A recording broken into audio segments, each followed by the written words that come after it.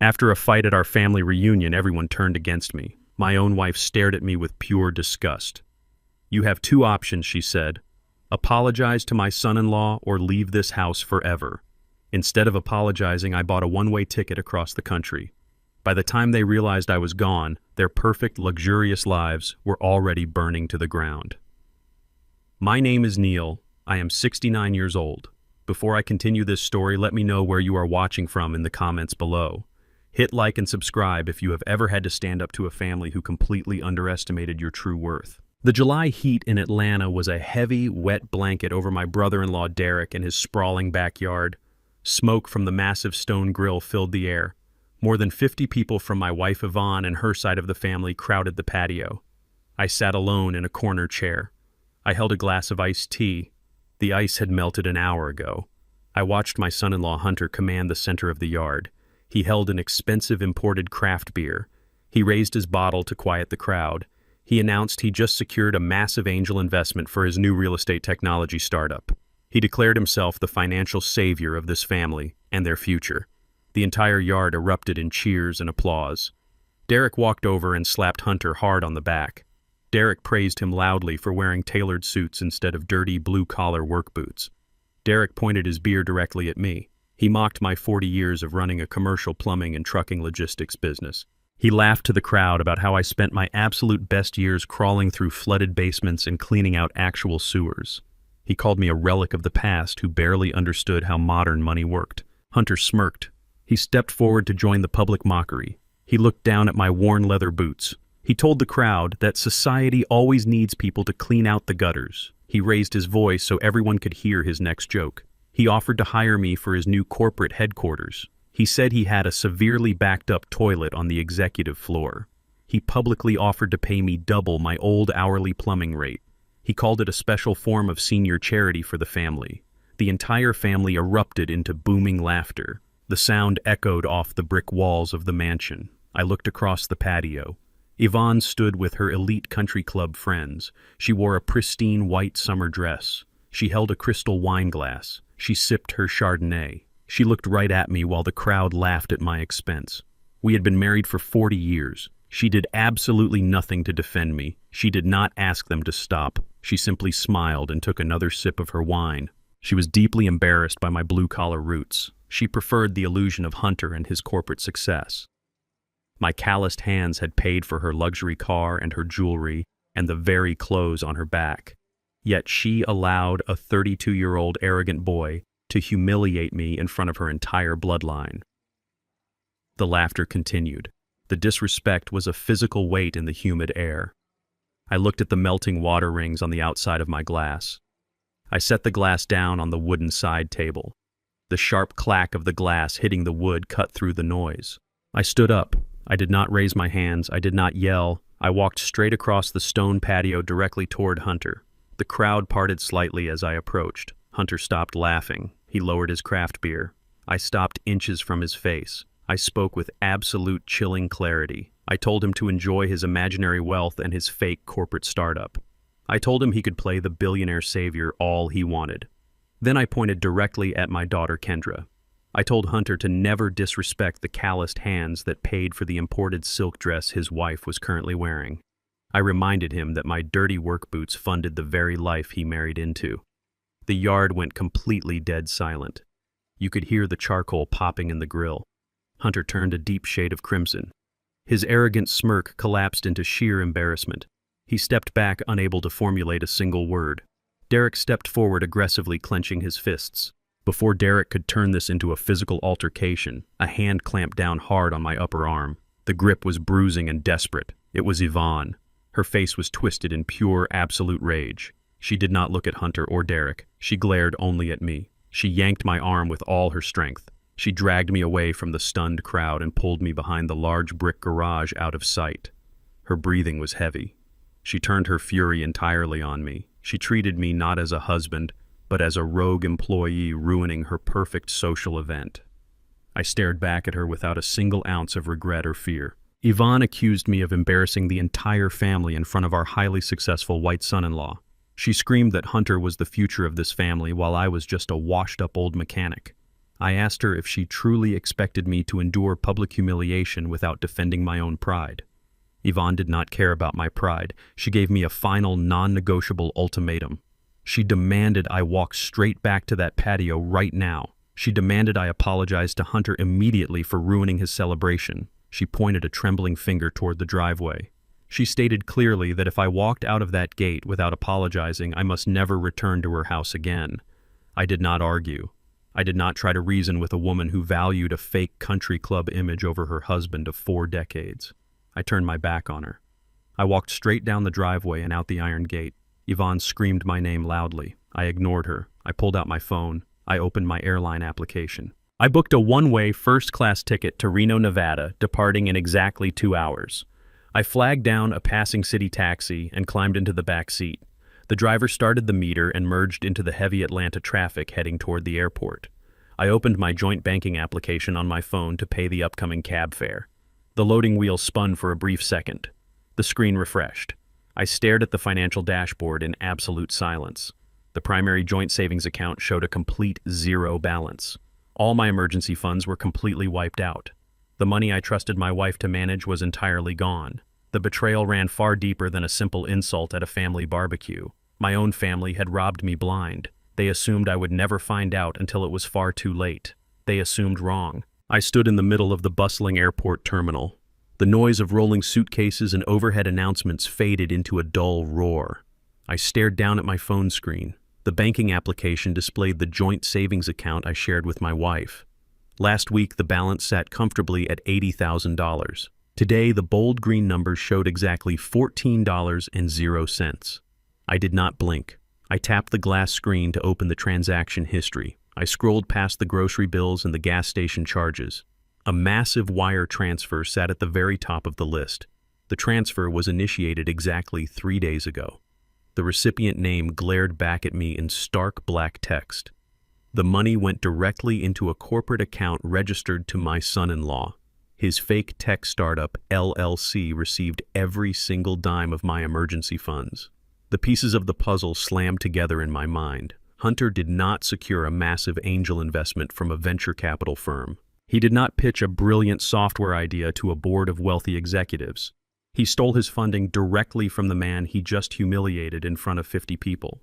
He stood in that backyard and bragged about my money. My wife allowed him to mock my 40 years of hard labor while she knew my bank account was completely empty. They took my cash and used it to buy imported craft beer and silk dresses. A cold wave of clarity washed over my entire body. I did not feel a single ounce of panic. I felt only a deep mechanical focus. I closed the transaction tab and opened the main dashboard. I needed to see exactly how deep the infection had spread. Yvonne always believed she married a man who never quite measured up to her elitist standards. She spent our entire marriage apologizing to her country club friends for my dirty work boots and my grease-stained hands. She viewed me as a simple mechanic who managed a modest fleet of plumbing trucks. I never bothered to correct her assumptions. 5 years ago, I received a buyout offer from a massive national conglomerate. They wanted my regional commercial logistics empire. I signed the heavy legal paperwork in a quiet office and walked away with $12 million in pure liquid capital. I did not buy a yacht. I did not buy a mansion in a gated community. I hired a brilliant attorney and placed the absolute bulk of my newfound wealth into an ironclad trust based securely in Nevada. I kept only a small fraction of the money in our local joint accounts to maintain the simple lifestyle I genuinely preferred. I wanted to protect my family from the toxic corruption of sudden wealth. Yvonne never knew the true sale amount. She never knew she was sleeping next to a multimillionaire. She spent her days resenting my simple habits while I silently secured our financial future. Now her greed had finally broken the dam. She and her arrogant son-in-law decided to raid the only account they could easily access. They thought they had crippled an old man. They thought they had taken everything I owned. They had merely scratched the paint on a battleship they did not even know existed. I tapped the screen again to review our property assets. The bank application loaded a completely new page. The financial damage did not stop at the empty savings account. They had gone much further than simple theft. A bright red alert icon flashed aggressively at the top of my banking dashboard. I pressed the notification. A new credit line appeared on the screen. It was a home equity line of credit. The loan amount was a staggering $300,000. The status indicator showed the funds were already fully dispersed. The collateral listed on the digital document was the 4-bedroom house in Atlanta. I paid off that mortgage completely 15 years ago with the sweat from my own brow. I downloaded the attached document file of the loan application right there in the airport terminal. I zoomed in on the final page of the contract. A digital signature sat neatly on the authorization line. It spelled out my full legal name. I had not signed a single piece of financial paperwork regarding that property in over a decade. Yvonne and Hunter had colluded to execute a highly coordinated digital forgery. They used my personal information to leverage the very roof over my head. They turned the home I built into a massive debt anchor to fund Hunter's completely failing business. They literally stole the equity of my life's work to finance his fake corporate lifestyle. The sheer audacity of the crime was breathtaking. They assumed my age made me financially illiterate. They assumed I would never check the digital portals until the bank came to foreclose on the property. My wife had handed the keys to my kingdom to a boy who despised me. I closed the document file. The anger inside me crystallized into pure strategy. I possessed all the evidence of their felony wire fraud and identity theft. I walked toward the airline customer service desk with absolute purpose. The time for silent observation was over. I dialed the direct emergency number for the bank's fraud department. A representative answered immediately. I identified myself and provided my security pins. I instructed them to place an immediate hard lock on the Atlanta property title. I declared the $300,000 credit line a product of identity theft. I officially contested the signature and demanded a full freeze on any further equity withdrawals. The representative confirmed the strict lockdown. The overhead speaker blared the final boarding call for my flight to Reno. My phone vibrated violently against my palm. A text message from Yvonne illuminated the screen. She demanded I immediately transfer $2,000 into her checking account to pay for Hunter's grand celebration dinner at an upscale steakhouse. She commanded me to stop throwing a tantrum and pay the bill like a responsible father. I stared at her words. I walked down the jet bridge and stepped onto the plane. I took my seat in the first-class cabin. I typed my reply with steady fingers. Enjoy the meal. It is your last. I hit send and immediately switched the device to airplane mode. The plane pushed back from the gate and lifted into the dark sky. I spent the entire flight organizing my legal strategy. 4 hours later, the wheels touched down on the tarmac in Nevada. I turned my cellular data back on as the plane taxied to the gate. A frantic voicemail notification instantly popped up on my screen. I pressed the phone to my ear. It was my daughter, Kendra. She was sobbing uncontrollably into the receiver. She screamed that the bank had just frozen every single one of Hunter's business accounts without warning. I walked out of the Reno airport terminal and stepped directly into a waiting black town car. 30 minutes later, I entered a sleek high-rise building in the center of the financial district. I rode the private elevator to the top floor and walked straight into the personal office of Attorney Roth. Roth was a brilliant legal strategist who had managed my secret multi-million-dollar trust for the past 5 years. He stood up from his heavy mahogany desk the moment I walked in. I did not waste time with pleasantries or small talk. I dropped my laptop onto his desk and turned the screen toward him. I pulled up the digital banking dashboard and showed him the $80,000 unauthorized wire transfer. Then I opened the forged home equity line of credit documents. I pointed directly to the digital signature falsely bearing my name. Roth adjusted his glasses and leaned much closer to the screen. His expression shifted from professional curiosity to absolute legal severity. He reviewed the IP logs and the transaction timestamps thoroughly. He looked up at me and stated clearly that this was not a simple family dispute over shared money. He confirmed that forging a signature to leverage a $300,000 mortgage constituted severe identity theft and federal wire fraud. Hunter and Yvonne had crossed the line from greedy relatives to federal criminals. I closed the laptop with a sharp snap. I told Roth that my family assumed my age made me an easy target for financial abuse. I told him the time for playing the quiet blue-collar husband was entirely over. I ordered Roth to bypass all standard warnings and initiate a complete financial demolition. We were going to dismantle their stolen luxury lifestyle piece by piece right now. I sat down in the leather chair opposite Roth and handed him a specific list of account numbers. For the past 5 years, Yvonne maintained a pristine image among her elite country club friends using a black platinum credit card. She believed the funds came from my modest pension and a small retirement savings account. She never knew that card was directly tethered to a heavily shielded subsidiary account of my Nevada trust. Kendra and Hunter also carried supplementary cards on that exact same account. They used my hard-earned wealth to lease their luxury cars and buy imported clothes while simultaneously treating me like dirt on their expensive shoes. I instructed Roth to access the primary banking terminal and pull up the active card manifest. The screen displayed 4 active platinum cards actively billing my subsidiary trust. I looked at the scrolling list of their recent transactions. Hunter had just charged $1,000 at an upscale steakhouse to celebrate his fake tech company investment. Kendra had charged $400 at a high-end spa. Yvonne was currently running a massive tab at a designer boutique in Atlanta. I gave Roth the verbal authorization to strike. I told him to cancel all 4 cards immediately and permanently. I instructed him to flag the accounts as compromised to prevent any future reactivation attempts. Roth clicked his mouse and executed the final command. The digital guillotine dropped instantly. The status icons next to their names turned from active green to a dead solid red. Their financial lifeline was entirely severed. I sat back and watched the screen. They had built their entire arrogant identities around my hidden money. Now they had absolutely nothing to fall back on but their own empty pride and useless arrogance today. I turned my attention to the forged mortgage documents. Severing their daily spending cash was only the first tactical strike. I needed to address the $300,000 they stole from the equity of my home. I instructed Roth to immediately draft a formal fraud complaint. I ordered him to bypass the local police entirely and direct the legal filing straight to the FBI Cybercrime Division. Hunter used interstate digital networks to facilitate the forgery and transfer the stolen funds across state lines. He handed the federal government the exact jurisdiction they needed to crush him completely. Roth began typing the federal complaint with rapid precision. Suddenly my cell phone vibrated violently against the armrest of my leather chair. The caller ID displayed Yvonne's name. I let the phone ring 4 times before I calmly pressed the answer button and activated the speakerphone. Yvonne did not say hello. She was screaming hysterically on the other end of the line. She was standing at the checkout counter of an exclusive luxury boutique in the middle of downtown Atlanta.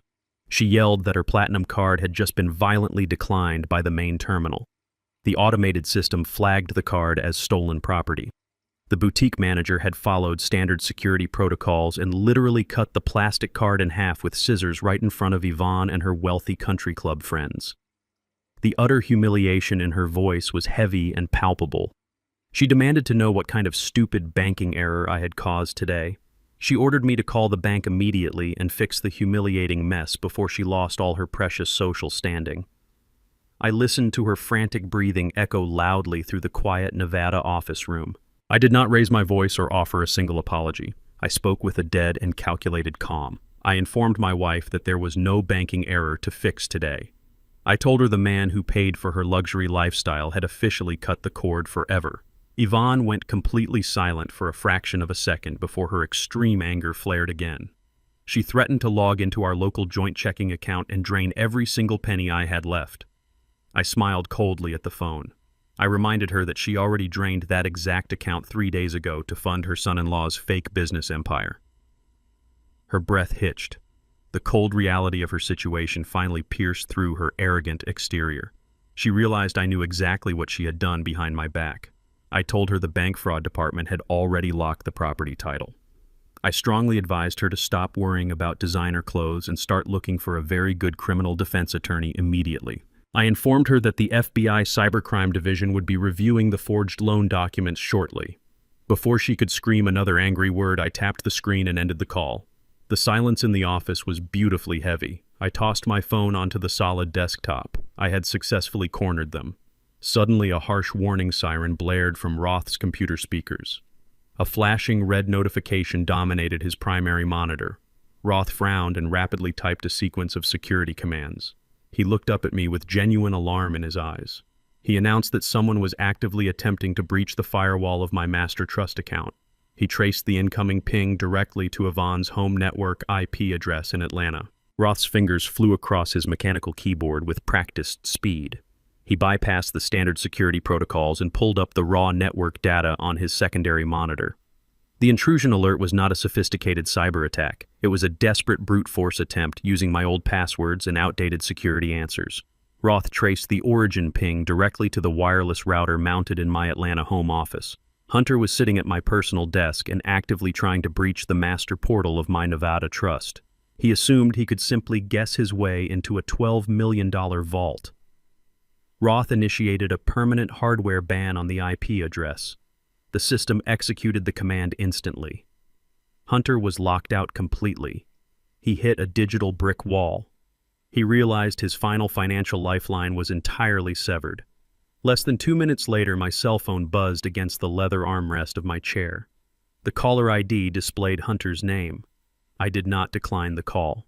I swiped the screen to answer and immediately tapped the audio record button. I placed the phone flat on Roth's desk and activated the speaker. Hunter did not offer a basic greeting. He bypassed the usual arrogant pleasantries. He barked into the receiver with a frantic and breathless intensity. He demanded I hand over the master trust passwords immediately. He claimed the money legally belonged to his wife Kendra by absolute birthright. He stated I had no right to hoard generational wealth while his brilliant real estate technology company needed immediate capital to survive. He ordered me to stop playing games and release the funds before he lost absolutely everything today. I looked across the desk at Roth. Roth gave me a slight nod. The audio recording captured every single word of my son-in-law's extremely desperate financial demands perfectly. I flatly and completely refused his ridiculous demand. I told Hunter he would never receive a single additional penny from my accounts. His panicked tone instantly evaporated and shifted into something entirely vicious.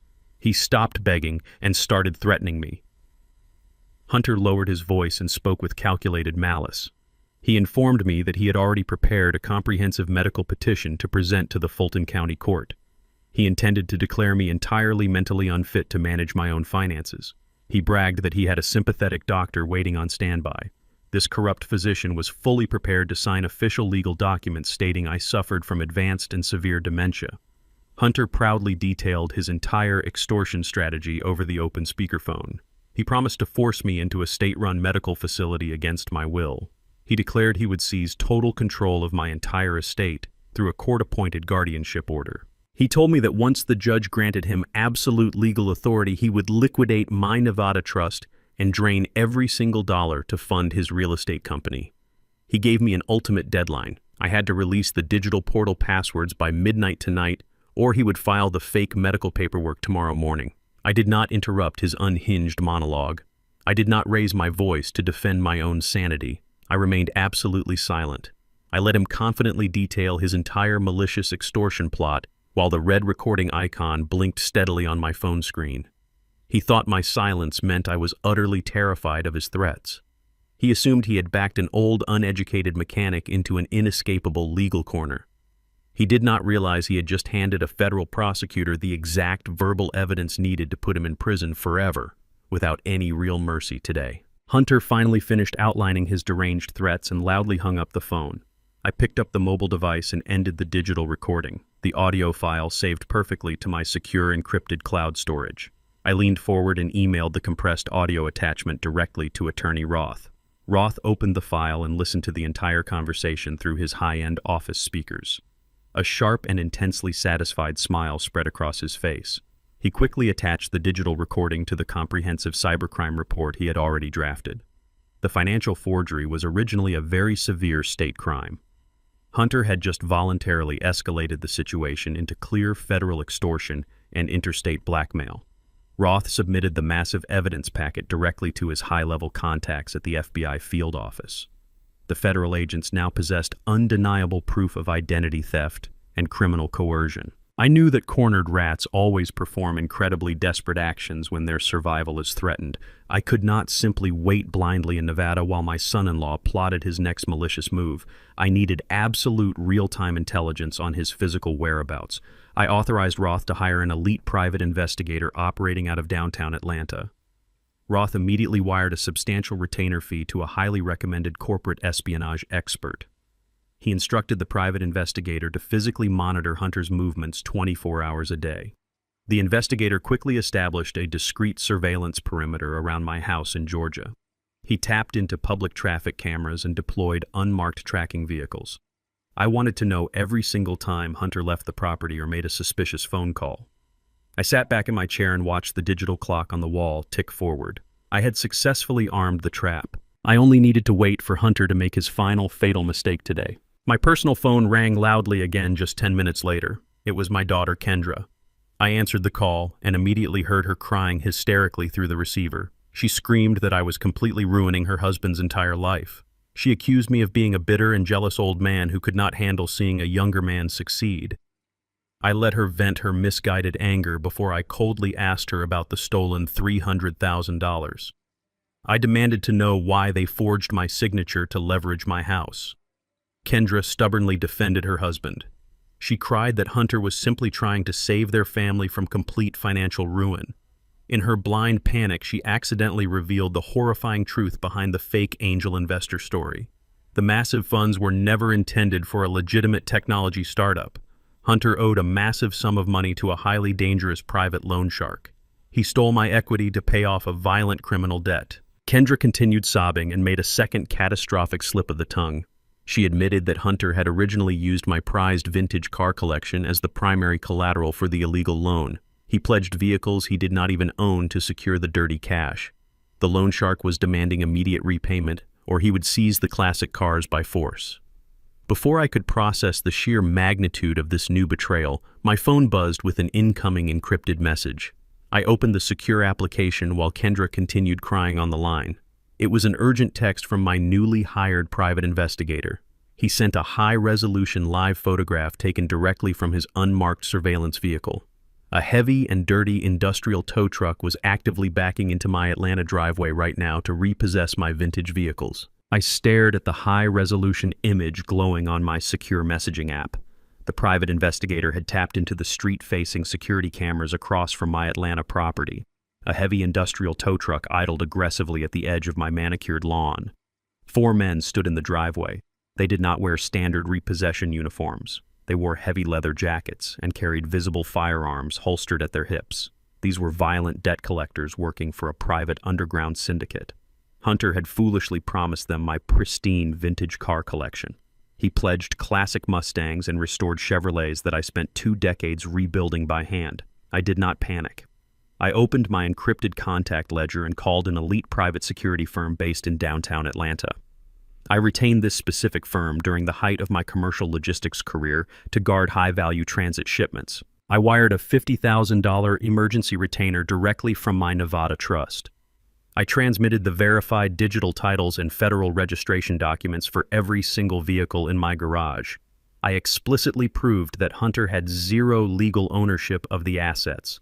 I ordered the security commander to deploy a rapid response tactical team immediately. I kept my eyes locked on the live video feed streaming to my laptop monitor. Less than 12 minutes later, 3 black armored SUVs swerved onto my street. They aggressively blocked the residential intersection and boxed in the rogue tow truck. 8 highly trained security operatives stepped out of their vehicles in perfect synchronization. They wore tactical vests and carried military-grade rifles. They formed an impenetrable defensive wall directly in front of my wrought iron driveway gate. The ultimate repossession interception had officially begun. I watched the violent street thugs quickly realize that they were now completely and entirely outmatched by my armed guards. A tense standoff quickly ensued in the center of my long paved driveway. The lead security commander stepped forward and presented a thick folder of official legal documents to the aggressive debt collectors. He clearly explained that every single vintage car stored behind those heavy garage doors belonged solely to a protected corporate trust. He provided undisputed evidence that Hunter did not own a single steering wheel on my property. The loan sharks reviewed the notarized papers with rising fury. They immediately realized my son-in-law had brazenly lied to secure his massive illegal cash loan. He had pledged high-value mechanical assets that he never legally possessed. The sheer realization of his foolish deception ignited a dangerous anger among the street criminals. Suddenly, the heavy mahogany front door of my house swung completely open. Hunter sprinted out onto the front porch in a state of absolute blinding panic. He mistakenly believed my hired security personnel were actually police officers arriving to arrest him for his extensive federal wire fraud. The lead loan shark bypassed my security wall and lunged directly toward the porch. He grabbed Hunter violently by the expensive collar of his tailored designer shirt. He slammed my son-in-law brutally against the thick brick pillar of the main entryway.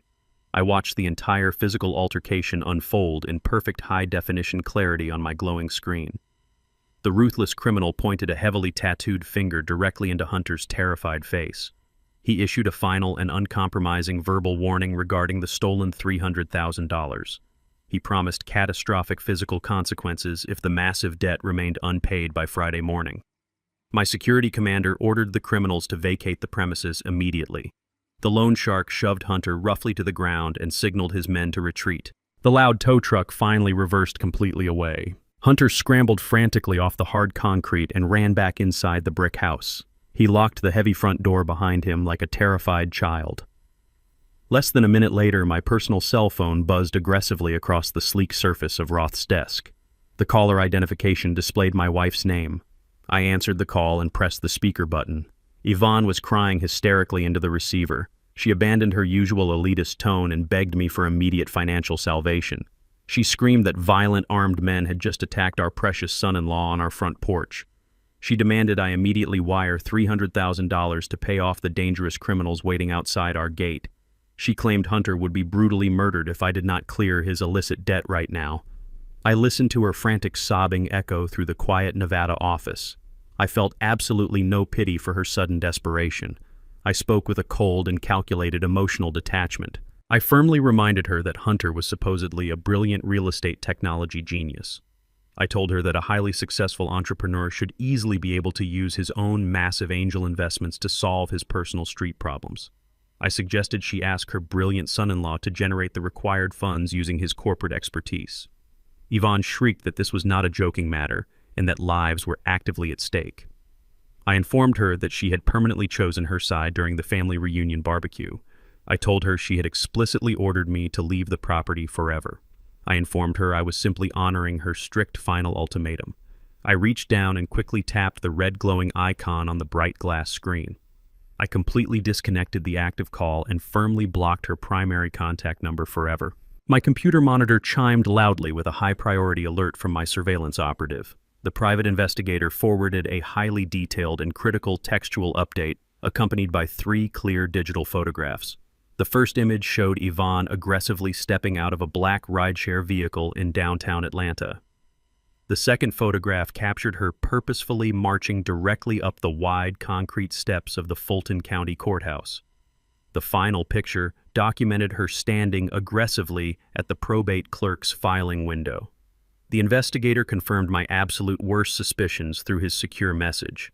Yvonne was physically submitting the fabricated medical documents. She was officially filing the fraudulent dementia paperwork to forcefully seize my financial assets and revoke my legal independence. She believed the loan sharks were a direct result of my frozen funds rather than Hunter's massive failures. She decided the only way to save her precious son-in-law was to legally destroy my mind and steal my entire estate through a corrupt guardianship order. She had officially crossed the absolute point of no return. She had chosen total and uncompromising war over 40 years of marital loyalty. I looked up from the computer screen and met Roth's focused gaze. I instructed my attorney to immediately book 3 first-class commercial airline flights for our upcoming legal counteroffensive. I refused to let an elitist country club wife and a desperate tech fraud dictate the final terms of my personal life anymore. I picked up my phone and opened my encrypted medical contact directory. I needed absolute and undeniable scientific proof to crush her fabricated medical petition in open court. I dialed a premium private medical concierge service located in downtown Reno. I successfully scheduled extensive cognitive evaluations with 3 independent board-certified neurologists in Nevada for the very next morning to completely and thoroughly obliterate all their lies. I sat in the sterile white examination room of the very first private clinic at exactly 7 in the morning.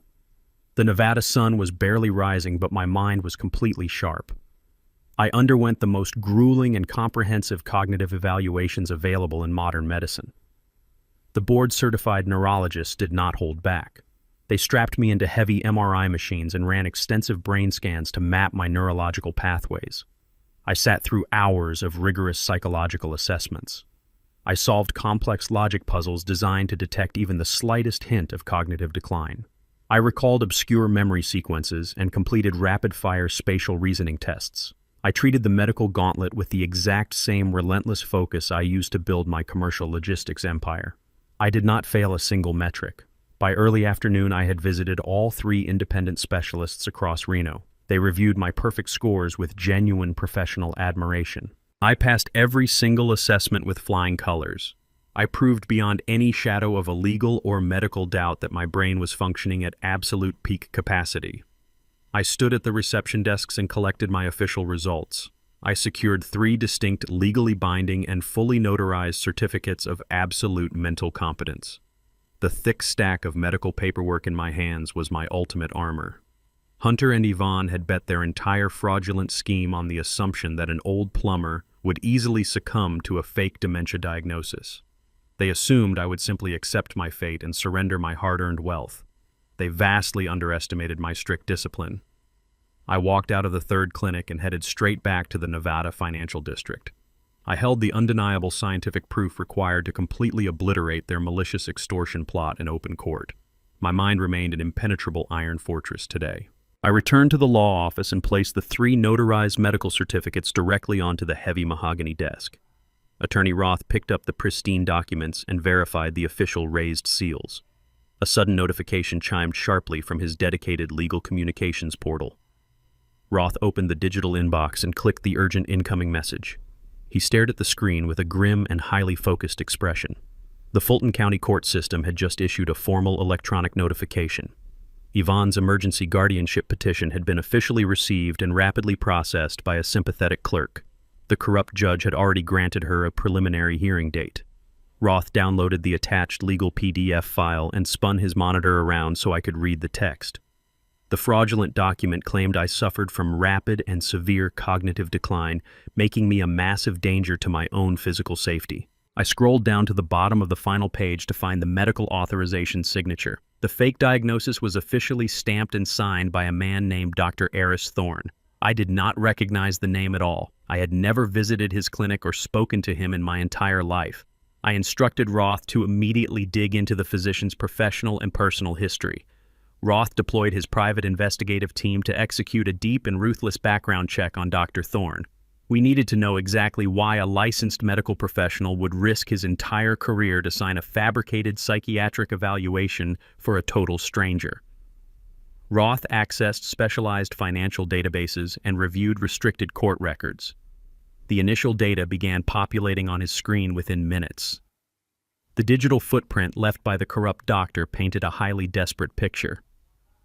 Thorne was a man currently drowning in massive institutional financial debt completely alone right now. The comprehensive background check exposed the complete and utter destruction of Dr. Thorne's medical career. Roth read the shocking financial details aloud from his glowing computer screen. Thorne was actively facing 3 severe malpractice lawsuits from former clinical patients. His medical license was suspended pending a massive state board investigation. He owed hundreds of thousands of dollars in unpaid legal fees and crushing business loans. The private investigator in Atlanta dug much deeper into the physician's dark underworld connections. He cross-referenced Thorne's primary creditors with the local criminal syndicates operating in the city.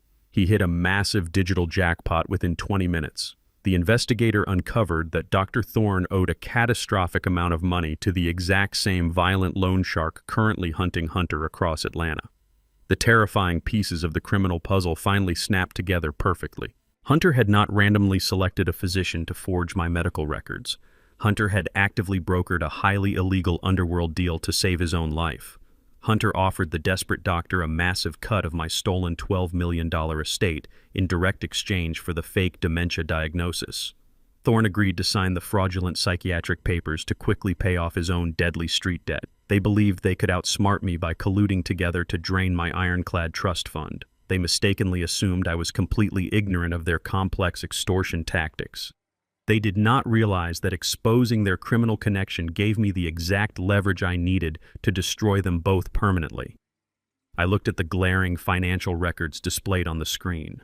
The corrupt doctor thought he had found a brilliant exit strategy by participating in this vicious family betrayal. He had actually just handed me the absolute power to legally crush his remaining livelihood without any mercy right here today now. I made a highly calculated financial move to trap the corrupt physician. I instructed Attorney Roth to immediately contact an aggressive commercial debt acquisition firm located in Georgia. I authorized the transfer of significant liquid funds directly from my secure Nevada trust account. Using the immense purchasing power of my corporate holding company, I legally bought out Dr. Thorne's primary business debts. I purchased the outstanding balances on his clinic equipment and his overdue commercial lease. I acquired his financial obligations for pennies on the dollar from his panicked creditors. Within 2 hours, the complex legal paperwork was fully finalized and completely authorized. I was now the doctor's sole and uncompromising creditor. I held absolute and total control over his entire financial future. If he failed to pay me immediately, I possessed the legal authority to seize his medical clinic and liquidate all his remaining professional assets. I did not plan to offer him a standard repayment plan or show him any leniency. He tried to destroy my life for a quick payout. Now I owned his life completely. I ordered Roth to execute the final devastating strike of the morning. I sat back and watched as my lawyer finalized the merciless documents. I instructed Roth to send a specialized legal courier directly to Dr. Thorne's medical office in downtown Atlanta. The armed courier carried a formal legal demand for the immediate and total payment of his massive outstanding business debt in full. I ensured the heavy delivery envelope also contained a printed copy of the federal wire fraud report we had filed with the FBI Cybercrime Division. I wanted the corrupt doctor to know exactly who currently held his leash before the real legal nightmare truly began for him today, right now, in his very own private office today. The specialized legal courier walked straight past the receptionist at Dr. Eris Thorne's medical clinic and handed him the heavy envelope. I sat in Attorney Roth's private office in Nevada and waited for the inevitable reaction. It took exactly 14 minutes. Roth's private office line began to ring frantically. Roth answered and immediately placed the call on the central speakerphone. Dr. Thorne was hyperventilating on the other end of the line. He begged Roth for a 60-day extension on the massive commercial debt I had just purchased. He claimed he was expecting a large influx of capital by the end of the week. He was obviously referencing the illegal payout Hunter had promised him. I leaned forward and spoke directly into the microphone. I introduced myself as the man he had just legally diagnosed with severe cognitive decline. Thorne went absolutely silent. The sound of his rapid breathing filled the room. I informed him that I now personally owned his clinic equipment and his commercial lease. I told him I also possessed a complete copy of the federal wire fraud report naming Hunter as the primary suspect. I explained that the FBI would undoubtedly uncover the financial link between them during their federal investigation. Thorne broke down immediately. He pleaded for mercy and swore he did not want to go to federal prison. I told him he had exactly one option to save his medical license and his personal freedom. I demanded a full and unedited video confession. He needed to detail exactly how my wife and my son-in-law bribed him to fabricate my dementia diagnosis. I told him if he provided this sworn statement, I would completely forgive his crushing commercial debt. If he refused, I would destroy his entire life immediately, right here and right now today. Dr. Thorne agreed to my harsh demands immediately. He was completely terrified of spending a decade inside a federal penitentiary. I signaled Roth to dispatch our private investigator directly to the medical clinic. The investigator arrived 20 minutes later, accompanied by a certified legal notary. He walked straight into the private examination room and locked the heavy door behind him. He set up a high-definition digital camera on a sturdy tripod. Dr. Thorne sat in his white medical coat. His hands were shaking violently as he stared into the dark camera lens. The notary officially verified his legal identity and started the formal recording.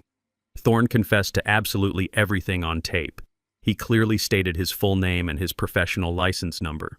He openly admitted that he had never physically met me or evaluated my cognitive health. He detailed the exact financial arrangement he made with Hunter.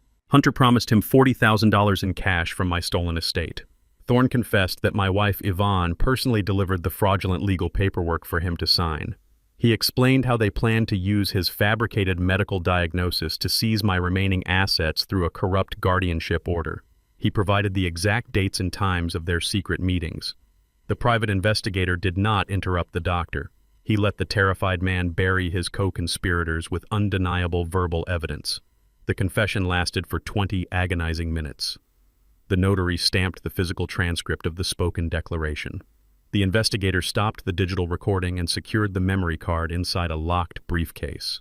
He left the cold medical clinic without offering the corrupt and completely broken physician a single final word of comfort. He immediately transmitted the massive digital video file directly to Roth via a highly secure encrypted private network server connection today. Roth successfully downloaded the heavy digital video file onto his highly secure desktop computer. We watched the full unedited confession together in absolute silence. The malicious guardianship petition was no longer a valid legal threat against my personal freedom. It was now a devastating ticking time bomb sitting directly under my wife. The moment Yvonne stepped into a courtroom to present that fabricated medical document, she would face immediate federal perjury charges. I instructed Roth to hold the video confession file securely in reserve. I shifted my entire strategic focus directly toward the Atlanta house situation. Hunter had completely drained the $300,000 credit line to pay his violent underworld debt. He obviously possessed no legitimate corporate income to make the massive required monthly payments. Because the financial loan documents were officially forged, the aggressive commercial bank was actively preparing to initiate immediate property foreclosure proceedings. They intended to forcefully seize the primary collateral to recoup their massive stolen capital. I refused to let a greedy bank steal the beautiful family home I had personally paid for 15 years ago. I decided to launch a massive preemptive legal strike to permanently protect my physical property. I owned the house completely outright before the fraudulent loan was ever initiated. I needed to instantly strip my wife of any potential remaining marital claim to the structure. I instructed Roth to prepare the exact documents required to completely insulate the property from the impending banking disaster. The bank wanted to aggressively foreclose on my name. Yvonne wanted to forcefully steal the estate using my name. I realized the only logical defensive strategy was to rapidly ensure that my personal name was no longer legally tied to the physical property at all in any legal capacity moving forward from this exact moment. I instructed Roth to immediately draft a specialized quitclaim deed document for the Atlanta property. I held the sole legal ownership of the house because I purchased it completely before Yvonne and I were ever married. I rapidly signed the heavy digital paperwork in Roth's office. I legally transferred the entire physical property title directly into the absolute protective shield of my Nevada trust. The house was now officially owned by an untouchable corporate entity. Yvonne possessed absolutely zero remaining legal claim to the property. The aggressive commercial bank could no longer foreclose on my personal name because I technically no longer owned the physical structure. I completely neutralized their impending financial attack with a single signature. I turned my attention back to my treacherous wife. She was actively plotting to lock me inside a psychiatric medical ward to steal my entire estate. I decided it was time to permanently remove her from my property. I ordered Roth to quickly draft a formal 30-day legal notice to completely vacate the premises. Yvonne was now legally classified as an unwanted squatter occupying a corporate-owned building. I refused to simply mail the eviction notice to the house. I wanted her to feel the exact same public humiliation she forced me to endure at the family barbecue. I targeted her precious, fragile social status directly. Yvonne was scheduled to attend a highly exclusive charity luncheon at Derek's Elite Country Club today. I hired a relentless and highly aggressive private process server operating in Atlanta. I provided him with Yvonne's exact physical description and her precise location. I gave the server one specific strict instruction. He was ordered to march directly into the crowded dining room and hand Yvonne the formal eviction notice right in the middle of her wealthy elite ladies' luncheon today. Yvonne sat at the very center of the head table in the crystal-lit dining room of the Atlanta Country Club. She held a crystal champagne flute and projected the perfect image of a burdened but noble matriarch. She complained loudly to her circle of wealthy elite friends about the intense daily stress of managing her severely sick husband. She spun a tragic and deeply fabricated tale about my sudden mental decline and how she was bravely stepping up to handle our complicated estate. Her wealthy friends nodded with deep manufactured sympathy and praised her incredible strength. The private process server I hired did not wear a discreet uniform. He wore a sharp black suit and moved with intense, unyielding purpose. He bypassed the club's strict security desk and marched directly across the crowded dining room floor. He walked straight up to Yvonne's perfectly arranged table. He did not ask for permission to interrupt her fake tragic monologue. He slammed a thick, heavy legal folder directly down onto her pristine designer salad plate. The heavy thud echoed loudly across the quiet dining room. He stood tall and announced in a booming, highly projected voice that she was officially served. He declared loudly for every single elite woman at the table to hear that Yvonne had exactly 30 days to entirely vacate the residential property. He explicitly stated that the house was legally owned and protected by My Nevada Commercial Trust. The server spun on his heel and marched right back out the front doors without looking back. He left the heavy eviction notice resting right on top of her ruined lunch.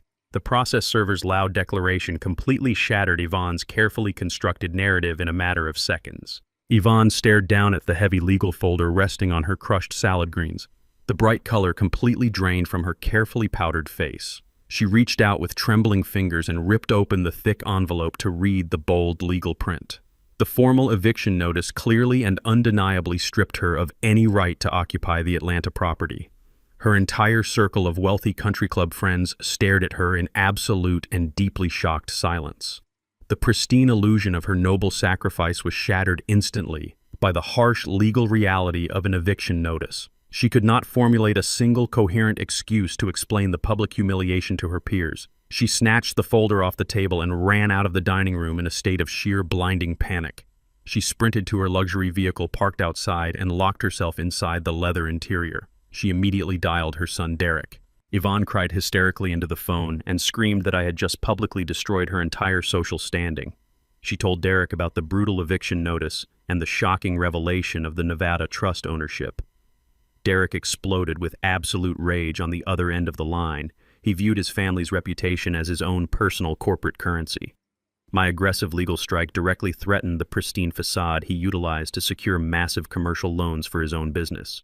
He demanded she calm down and stop crying immediately. He assured her that he would put an end to my sudden rebellion today. He promised his mother that he was going to handle me personally and force me to surrender. He believed his aggressive business tactics would easily intimidate an old man into backing down from this escalating legal war today. My private secure cell phone rang less than 20 minutes after the country club confrontation.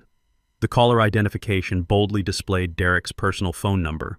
I answered the call and calmly placed the device on speakerphone while Roth sat across the desk taking detailed legal notes.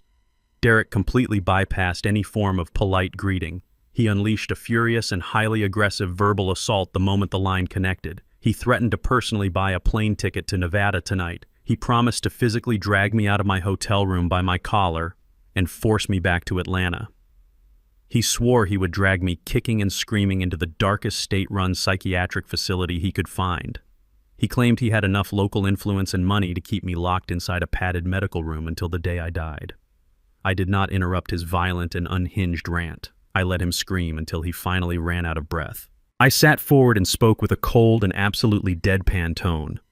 I calmly informed my arrogant son that making explicit physical threats of violence across state lines constituted a severe federal offense. I reminded him that every single incoming call on this secure business line was legally recorded and archived by my attorney. I told him he had just handed the federal authorities undeniable proof of interstate criminal coercion. Derek went completely silent on the other end of the connection. The sudden realization that he had just incriminated himself on a recorded line instantly crushed his aggressive momentum. He thought he could bully a weak old man into submission. He did not expect me to weaponize the federal legal code directly against his reckless anger today. I decided it was time to permanently execute the financial trap I had built specifically for him years ago. Derek desperately needed prime commercial real estate to launch his luxury car dealership when he first started. He proudly bragged to his friends that he secured a massive plot of prime commercial land through a brilliant independent negotiation. He leased the expensive property from a massive silent commercial holding company located entirely out of state. He never knew that I had secretly created that specific holding company specifically to secure his future. I had quietly purchased the land and offered him an incredibly lenient lease rate to ensure his business succeeded without my name attached. I was the silent majority shareholder and absolute owner of the very ground his multi-million-dollar inventory sat upon. I revealed this heavily guarded financial reality to him over the open phone line. I told Derek that the uneducated blue-collar father he openly mocked was actually his ultimate corporate landlord. Derek gasped loudly into the receiver as the catastrophic truth finally hit him. I did not give him a single second to process the revelation. I tapped my keyboard and executed a pre-written email directly to his corporate inbox. I informed him that I had just officially transmitted a formal notice of commercial lease termination. I legally revoked his corporate tenancy without any option for renegotiation or appeal. The contract he originally signed contained an ironclad termination clause I could activate at my sole discretion. I gave Derek exactly 60 days to completely vacate the property and move his entire massive inventory of luxury vehicles off my land. If a single car remained on the lot by the deadline, I would legally seize his inventory. I ended the call permanently and left him in total ruin. Derek slammed his heavy fists onto his expensive glass desk. The formal lease termination notice glowed on his computer monitor. His entire luxury car dealership was completely and undeniably doomed. He possessed exactly 60 days to liquidate a massive inventory of imported vehicles or face total financial ruin. His corporate empire was built on land he did not own, and the true landlord had just pulled the plug permanently. Derek did not internalize his failure. He immediately redirected his explosive rage directly toward Hunter. He realized that Hunter's pathetic greed and sloppy extortion attempts had triggered this catastrophic chain reaction. Hunter had arrogantly poked a sleeping bear, and Derek was paying the ultimate price. Hunter stood near the office door, sweating profusely. He attempted to stammer out a weak excuse about the temporary guardianship delay. Derek cut him off with a vicious string of insults. He told Hunter he was a pathetic failure who had destroyed the entire family's future. Derek ordered his former golden boy out of his office forever. He threatened to hand Hunter over to the loan sharks personally if he ever showed his face at the dealership again. Hunter stumbled out into the hot Atlanta afternoon completely out of options. The violent loan sharks were actively hunting him down. The FBI Cybercrime Division was actively investigating his digital wire fraud. His own family had just violently abandoned him.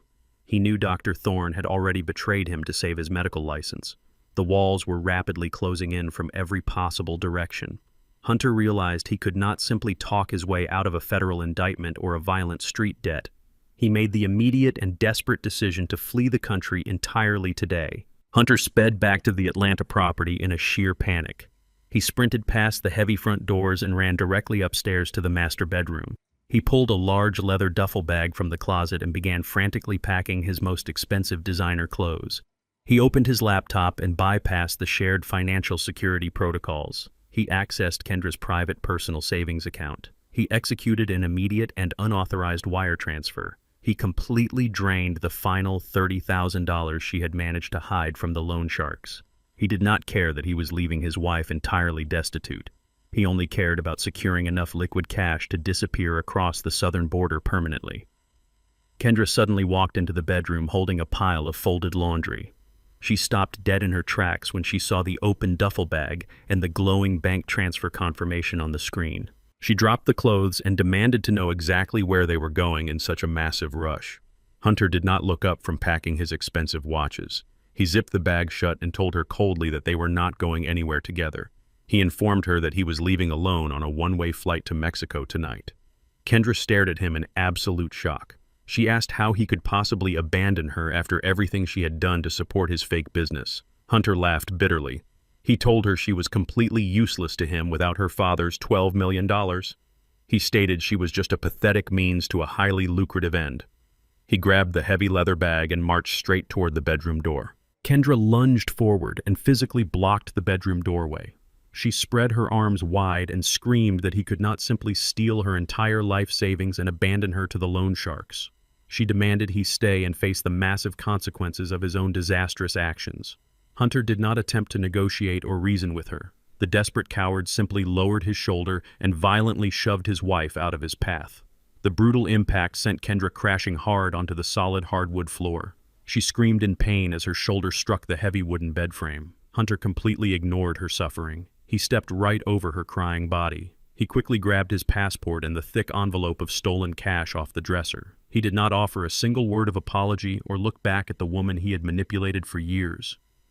During the violent physical struggle, Kendra's mobile phone had tumbled out of her pocket and skidded across the floor. The heavy impact had accidentally activated her recent contacts list and automatically connected a direct voice call to my private number. I sat in Roth's Nevada office, holding the receiver to my ear in total silence. I heard the entire violent assault broadcast live over the open line. I heard Hunter's cold and heartless insults. I heard the sickening thud of my daughter hitting the floor. I heard her agonizing screams of physical pain echo clearly through the speaker. The complex financial war I had meticulously orchestrated was instantly shattered by the brutal reality of domestic violence. I remained completely silent on the line as I listened to the aftermath of the assault. I heard Kendra sobbing uncontrollably on the bedroom floor. I heard Hunter's heavy footsteps pounding down the wooden staircase. I heard the heavy mahogany front door slam shut with a violent and echoing crash. Seconds later, the aggressive roar of his luxury sports car engine completely faded away down the long asphalt driveway. He had successfully fled the property and left my daughter completely broken and alone.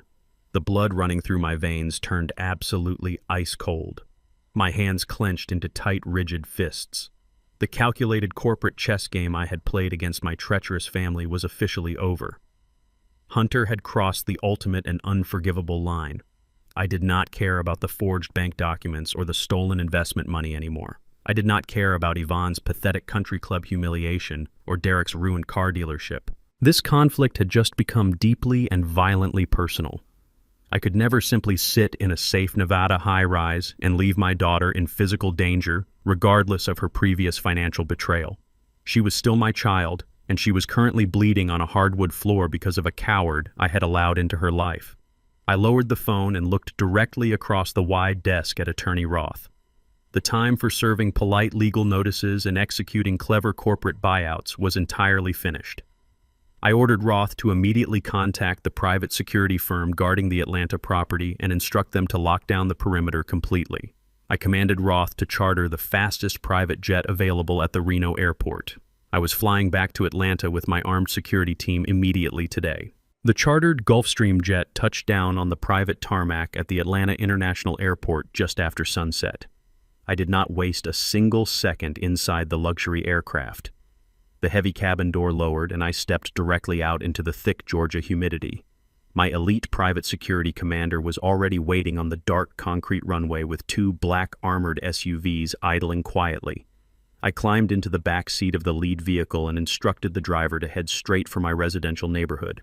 We tore through the city traffic with absolute military precision.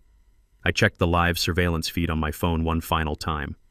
The tactical perimeter around my property was still active, but the situation had severely escalated. We turned onto my familiar affluent street and approached my large brick house. Two heavily dented utility vehicles were currently parked horizontally across my driveway. They intentionally blocked the main gate to prevent anyone from leaving. The violent loan sharks had returned in full force to aggressively hunt down Hunter today. 5 aggressive street thugs stood on my manicured front lawn. They carried heavy steel crowbars and kept their right hands resting dangerously close to their concealed waistbands. They were actively shouting violent threats at the dark windows of my house and demanding my son-in-law show his face immediately. They believed they were dealing with a terrified suburban family who would easily surrender to basic street intimidation tactics. They had absolutely no idea exactly who was sitting inside the approaching armored convoy. My driver aggressively accelerated and slammed on the heavy brakes right behind their blocked vehicles. The sudden screech of heavy tires instantly silenced the shouting thugs. They turned around and glared at my convoy with hostile confusion. The doors of both armored SUVs swung open simultaneously. 8 of my highly trained tactical security operatives stepped out onto the asphalt. They completely outnumbered and vastly outgunned the desperate street thugs. My men fanned out in a strict tactical formation and immediately placed their hands on their exposed military-grade rifles. The sudden display of overwhelming lethal force instantly and completely neutralized the aggressive loan sharks. The thugs dropped their heavy crowbars onto the grass and slowly raised their empty hands into the air. They realized instantly that stepping toward my vehicles would be a fatal mistake. I stepped out of the back seat and adjusted my jacket. I walked straight up my driveway and passed directly through the middle of the frozen criminals. I did not look at them or acknowledge their presence. I was completely unbothered by their pathetic intimidation tactics. I pulled my physical key from my pocket and unlocked my heavy mahogany front door. I pushed the door open and stepped into the main foyer. The interior of the house was completely trashed. Broken glass and shattered porcelain vases littered the expensive hardwood floor. Drawers were violently ripped from their tracks and designer clothes were scattered everywhere. Hunter had torn the place apart, looking for anything of value before his cowardly escape.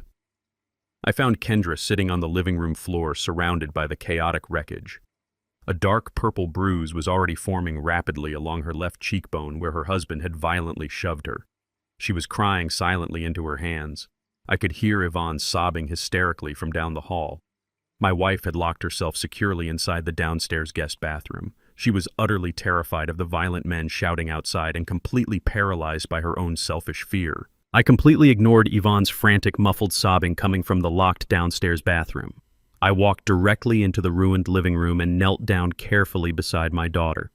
I did not offer her empty words of comfort or hollow emotional reassurances. I looked her directly in the eyes and ordered her to stand up immediately. I instructed Kendra to walk upstairs and pack exactly one single travel bag with her essential personal belongings. She looked up at me with tears streaming down her bruised face. She grabbed my arm and began apologizing profusely for her terrible financial choices. She cried that she was incredibly sorry for choosing a fraudulent, arrogant husband over her own devoted father. She begged me to forgive her for blindly participating in his massive corporate lies. I gently but firmly removed her trembling hand from my jacket sleeve. I told my daughter that true apologies require definitive action and not just desperate tears. I informed her that she had exactly 5 minutes to gather her things before I permanently abandoned the property. Kendra wiped her bruised face and ran up the wooden staircase without another word of complaint. She returned to the foyer exactly 4 minutes later carrying a small black canvas duffel bag. I signaled to my security commander standing just outside the open front doorway. 2 heavy armed operatives stepped inside the house and flanked my daughter perfectly. I escorted Kendra out of the ruined building and walked her directly down the front concrete steps. My security personnel formed a tight protective human shield around us as we moved across the lawn. We walked safely past the frozen and terrified loan sharks. My men securely placed my crying daughter inside the heavily armored back seat of the primary black SUV. The heavy front door suddenly swung open again just as I placed my hand on the vehicle handle. Yvonne ran out onto the front porch with a completely panicked expression. She saw Kendra sitting safely inside my secure convoy and immediately demanded to come with us. She screamed at me to let her into the armored vehicle and save her from the violent criminals standing in the driveway. I turned around and looked at my treacherous wife with absolute icy detachment. I did not take a single step back toward the brick house. I loudly reminded Yvonne that she had a very important legal appointment scheduled for tomorrow morning. I told her she needed to stay perfectly rested for her emergency county court hearing where she officially planned to declare me completely mentally insane. I informed her that taking a ride with a severely demented man would deeply contradict her fabricated legal paperwork. She stared at me in pure, horrified silence as the ultimate reality of her failed extortion plot finally crushed her. She realized I knew absolutely everything about the fake psychiatric documents she filed today. I told her to sit tight and enjoy her massive empty house. I climbed into the heavy SUV and slammed the thick armored door completely shut.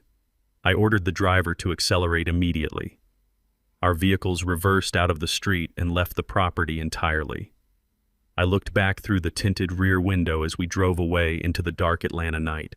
Yvonne was left standing completely alone on the front porch. The armed loan sharks realized my security team was entirely gone. They instantly turned their violent attention directly toward my wife and began aggressively kicking the heavy mahogany front door to collect their stolen money. The morning sun rose over the Atlanta skyline, but it brought absolutely no warmth to the cold concrete steps of the Fulton County Courthouse. Yvonne sat at the heavy wooden table inside the crowded courtroom looking completely disheveled and entirely terrified. She wore dark, oversized sunglasses to hide her puffy eyes from the long, sleepless night. The heavy makeup could not conceal the sheer panic radiating from her trembling hands. She sat next to a cheap, heavily sweating local attorney she had hired at the absolute last minute. She clutched her fake designer handbag like a desperate shield against the impending legal slaughter. I did not enter the room quietly. I pushed open the heavy oak doors exactly 3 minutes before the scheduled hearing. I walked straight down the center aisle wearing a perfectly tailored dark charcoal suit.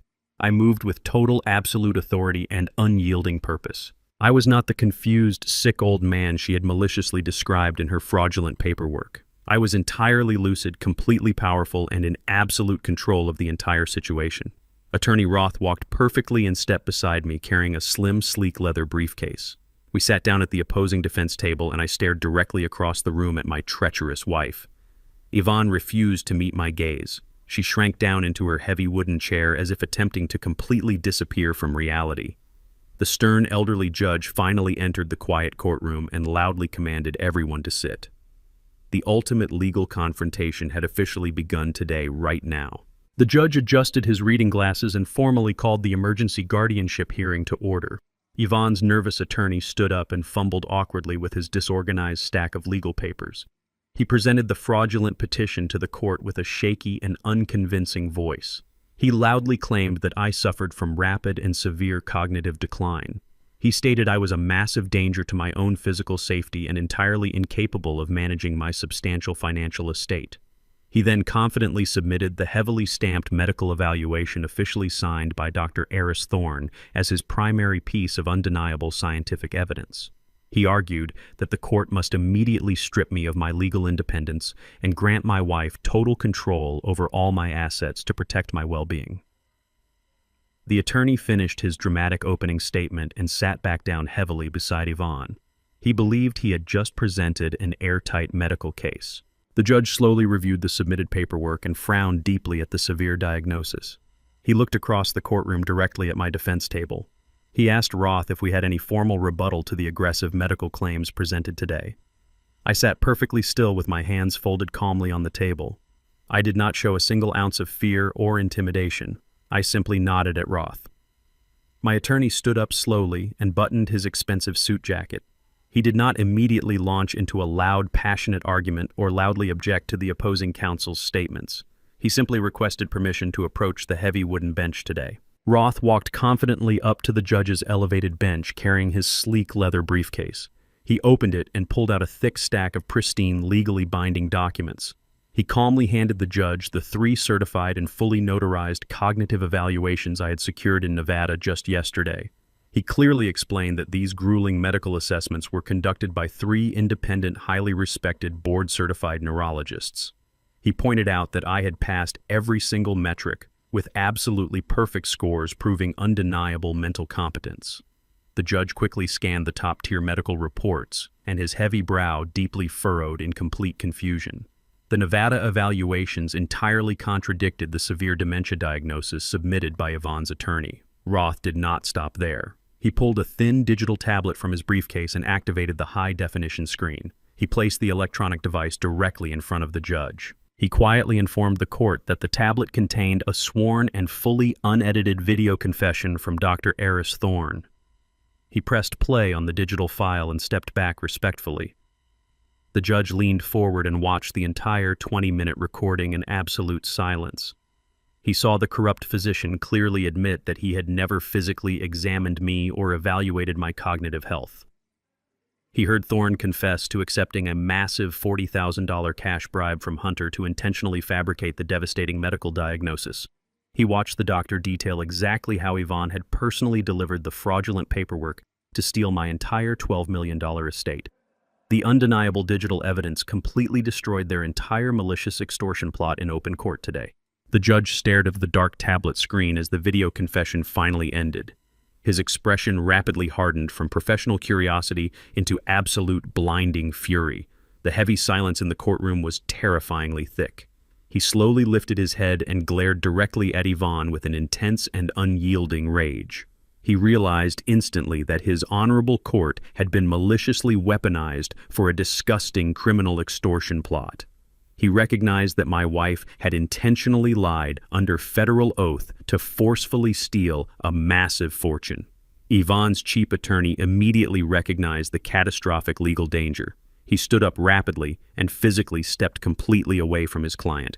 He loudly declared to the furious judge that he had been entirely lied to and deeply manipulated by his client. He frantically tried to save his own legal license by throwing Yvonne directly under the proverbial bus. Yvonne sat completely frozen in her wooden chair. She was entirely trapped in a legal nightmare of her own creation. The judge did not accept any excuses or apologies today. He violently slammed his heavy wooden gavel down onto the sounding block. The sharp crack echoed like a gunshot through the silent room. He loudly declared that the fraudulent emergency guardianship petition was entirely and permanently thrown out of his court. He did not stop there. He immediately signaled the 2 armed bailiffs standing near the exit doors. He explicitly ordered them to physically detain my wife right now. He loudly declared that Yvonne was officially under arrest for blatant perjury and attempting to massively defraud a federal court today. The heavy steel handcuffs locked shut around Yvonne's wrists with a sharp and resounding click. The physical reality of her sudden arrest completely shattered her carefully maintained aristocratic facade. She instantly transformed from a proud society matron into a desperate and hysterical criminal. She struggled violently against the grip of the two armed court bailiffs. She screamed at the top of her lungs that the entire fraudulent guardianship petition was entirely Hunter's brilliant idea. She loudly blamed her arrogant son-in-law for orchestrating the massive medical extortion plot and claimed she was merely a helpless victim of his highly toxic corporate manipulation. She realized the furious judge was completely ignoring her frantic excuses. She frantically turned her desperate attention directly toward me. She begged me to speak up and defend her character immediately. She pleaded for me to tell the honorable court that she was a devoted and loving wife who only ever wanted the absolute best for her severely sick husband. I did not show a single ounce of mercy or compassion. I stood perfectly still behind the heavy wooden defense table. I slowly and methodically adjusted the crisp cuffs of my tailored suit jacket. I looked my treacherous wife directly in the eyes. I turned my attention respectfully toward the elevated bench.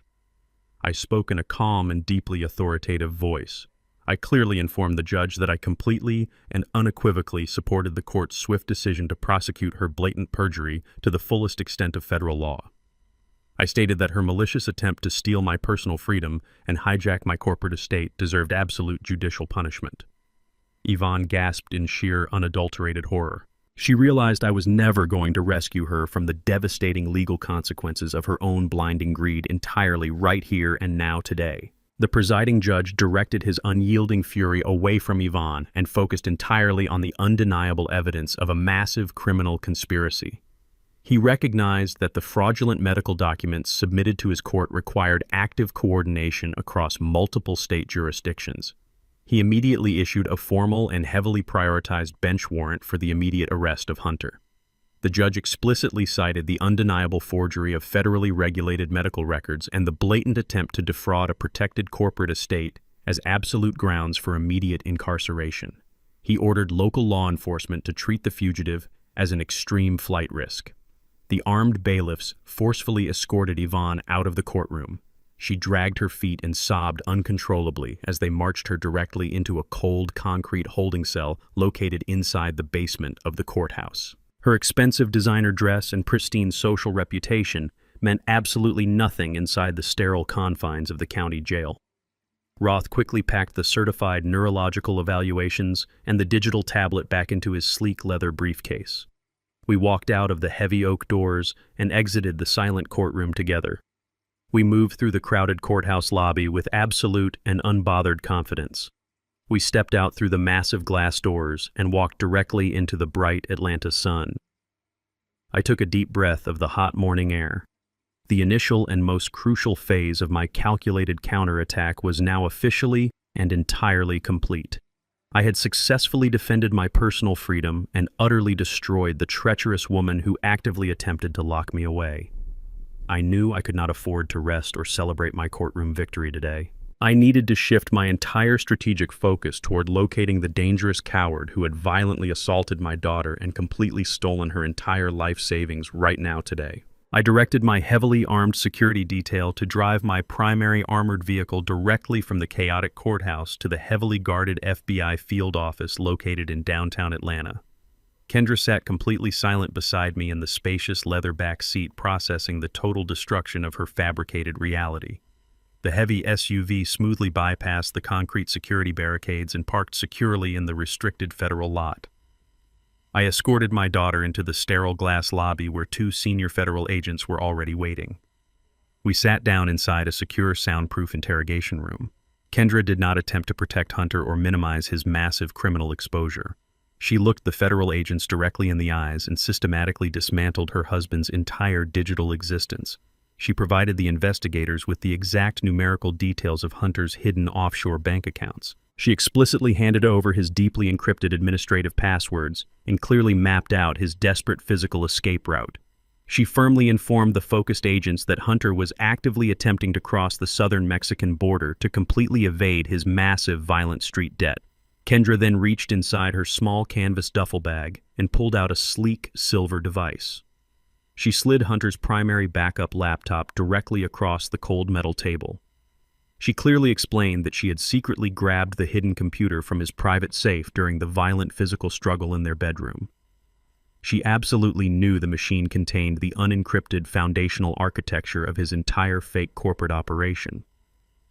I sat silently in the corner of the cold room and watched my daughter finally utilize her intelligence to completely protect herself instead of blindly financing a violent coward. The federal agents immediately seized the physical evidence and rapidly summoned their specialized cyber unit to begin an extensive digital autopsy of his device today. The specialized FBI cybercrimes team immediately bypassed the basic hardware encryption and accessed the hard drive.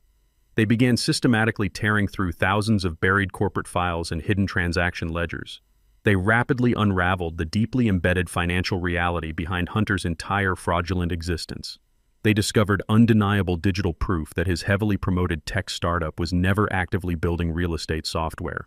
The entire corporation was actually a highly complex and deeply illegal shell company constructed entirely to launder massive amounts of dirty money for the violent loan sharks. The agents realized that Hunter was not just a pathetic white-collar fraud who stole from his own father-in-law. He was officially classified as a high-level federal money launderer actively managing millions of dollars for a ruthless organized crime syndicate. The sheer scale of his federal felonies instantly elevated his case to an absolute national security priority. The lead agent stepped back into the interrogation room with a deeply grim expression. He informed me that the federal authorities were officially taking complete jurisdictional control over the entire investigation. The FBI immediately issued a massive nationwide federal manhunt alert for Hunter across all law enforcement agencies. They utilized his unencrypted laptop data to completely freeze his passport and permanently lock his remaining bank accounts. They digitally flagged his vehicle license plate and physical description at every single federal border crossing and international airport. He could no longer run or hide from the consequences of his extreme greed. The massive corporate war I had silently started to protect my hard-earned estate had officially culminated in a devastating federal indictment against the man who assaulted my daughter. Hunter was no longer just a greedy son-in-law trying to steal my cash. He was a heavily hunted fugitive trapped inside a rapidly shrinking federal cage right now. My secure phone illuminated with an incoming call from Derek. I accepted the connection and listened to the sound of rapid hyperventilation. The aggressive corporate bully who had threatened to drag me across state lines yesterday was completely gone. He had spent the last 12 hours frantically calling his commercial lawyers and his bank representatives. They all confirmed the devastating truth of his situation. The commercial lease termination notice I sent him was entirely ironclad. Derek had exactly 30 days to remove 200 luxury vehicles from the prime real estate lot. He was in a state of absolute blind panic. He frantically explained that relocating a massive luxury car inventory required months of advanced planning and highly specialized secure transport trucks. He cried that securing a new commercial lease with a comparable showroom would cost him millions of dollars he currently did not possess. His aggressive creditors were already calling him about the sudden loss of his primary business location. Derek begged me to reverse the termination order. He pleaded for a small measure of corporate mercy. He desperately attempted to invoke the concept of deep family loyalty. He swore he never actually intended to hurt me or force me into a psychiatric facility. He claimed he was simply stressed and spoke out of turn because Hunter had misled him. He promised to publicly apologize and cut all ties with Hunter and Yvonne if I just reinstated his commercial lease today. He was willing to sacrifice his own mother and his sister instantly to save his precious dealership. The sheer hypocrisy of his pleas deeply disgusted me. He only understood the concept of family loyalty when his own financial survival was in imminent danger. I let him finish his pathetic begging without ever interrupting a single panicked sentence today. I sat in the quiet cabin of the private jet and listened to my son weep over his ruined corporate empire. I did not offer him a single shred of paternal comfort or financial reassurance. I spoke with a quiet and completely unyielding authority. I transported his memory directly back to our family barbecue last month. I reminded him exactly how he had stood on my back patio holding a premium imported beer while wearing a custom suit I had indirectly financed. I recited the exact arrogant words he had spoken to his wealthy friends while laughing at my expense. I repeated his exact phrase stating that society always needs people to clean out the gutters. Derek went completely silent on the other end of the line. The crushing weight of his own profound arrogance finally suffocated his desperate excuses. I told him that he had spent his entire adult life standing on a golden pedestal I quietly built for him. I explained that his entire identity was funded by the silent corporate holding company he just tried to aggressively steal from. I informed my son that the golden pedestal was now officially smashed into 1,000 pieces. I advised him to head down to the local hardware store and purchase a sturdy shovel immediately. I told him he was going to need that shovel because his entire luxury business was officially residing in the gutter starting today. I did not wait for his inevitable response or listen to his subsequent apologies. I pressed the red end button on my digital screen and disconnected the active call permanently. I immediately blocked his personal number from my device. I completely severed my personal financial and emotional ties to a greedy son who valued his corporate image over his own father today. Yvonne spent a terrifying and deeply humiliating night inside the cold concrete holding cell at the Fulton County Jail. She was surrounded by hardened criminals who did not care about her elite country club status or her designer wardrobe. She desperately contacted a highly predatory local bail bondsman the next morning. She signed over the absolute last of her accessible personal jewelry just to secure her temporary physical release today. She exited the crowded downtown detention center looking completely broken and utterly exhausted. She paid for a cheap taxi ride back to the Atlanta property using the last few crumpled bills in her purse. She walked up the long driveway and entered the silent brick house, expecting to find a measure of domestic comfort. She flipped the heavy brass light switch in the grand foyer, but the crystal chandelier remained completely dark. She walked into the massive kitchen and turned the stainless steel faucet, but the plumbing pipes were entirely dry. I had contacted the local utility companies days ago and formally transferred the accounts completely out of my personal name. I legally terminated the electrical and water services to the property the moment the commercial trust assumed full ownership. Yvonne was now legally classified as an unwanted squatter occupying a corporate structure without any active utility provisions. The oppressive Georgia summer heat rapidly filled the stagnant interior of the large brick house. The heavy humidity settled over the expensive furniture and the ruined hardwood floors. Yvonne sat down heavily on a dark leather sofa in the middle of the sweltering living room. She was covered in cold sweat and trembling with profound isolation. She had completely lost her husband, her massive fortune, and her pristine social standing in less than 48 hours. She was entirely and completely ruined today. Yvonne reached into her purse and pulled out her dying mobile phone. She desperately dialed Derek's personal number, seeking an immediate financial rescue from the sweltering heat of the dead house. Derek answered the phone with a tone of pure, unadulterated venom. Yvonne begged her successful son to send a private car for her or wire emergency funds to restore the utilities. Derek screamed into the receiver with a volume that made her physically flinch. He told his mother that she had completely destroyed his entire life by blindly backing Hunter's incredible stupidity. He explained that his luxury dealership was facing imminent commercial eviction because of her malicious extortion plot against me. He blamed her directly for raising a daughter who married a federal money launderer and dragging the entire family into a massive criminal conspiracy. Yvonne sobbed and pleaded for a simple shred of maternal sympathy. Derek coldly informed her that he was permanently cutting his losses to save himself. He refused to give her a single dime of support and immediately blocked her phone number. Yvonne dropped her phone onto the expensive rug and wept loudly in the dark, suffocating room. She was completely isolated from the entire outside world. Heavy footsteps suddenly echoed on the wooden planks of the front porch. A loud, authoritative knock rattled the mahogany front door. Yvonne wiped her sweaty face and slowly opened the heavy door. A relentless private process server stood on the welcome mat holding a thick legal folder. He officially handed her my formal divorce petition. The legal document explicitly demanded absolutely zero spousal support or financial alimony due to her active criminal fraud and federal perjury charges. Yvonne sank down to her bare knees in the doorway as her entire greedy universe finally collapsed completely around her today. Hunter gripped the steering wheel of the rented gray sedan with white-knuckled intensity. The oppressive Texas heat radiated through the windshield as he sped southward toward the Mexican border. He wiped thick beads of sweat from his forehead and frantically checked his rearview mirror every few seconds. He was completely convinced that unmarked federal law enforcement vehicles were tailing him through the desolate stretches of highway. His chest heaved with shallow breaths. He desperately and urgently needed to cross the international boundary before the digital dragnet officially closed around his stolen identity. The rental car fuel gauge dipped dangerously close to empty as he approached a dilapidated gas station near the dusty edge of town. He jerked the steering wheel hard and skidded the sedan up to the rusted fuel pump.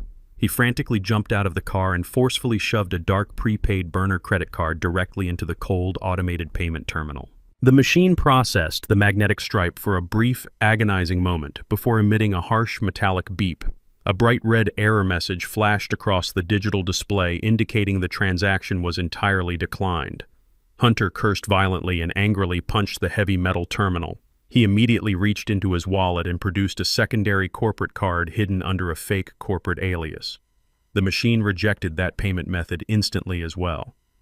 The devastating reality of his situation crashed down on his shoulders. The FBI Cybercrime Division had moved much faster than he ever anticipated. They had systematically located and completely frozen every single secondary financial account linked to his physical and digital footprint. He possessed absolutely no access to the millions of dollars he had illegally laundered for the violent underworld syndicate. He was officially and entirely cut off from the modern financial system and isolated today. Hunter scrambled back into the driver's seat and slammed the heavy car door shut.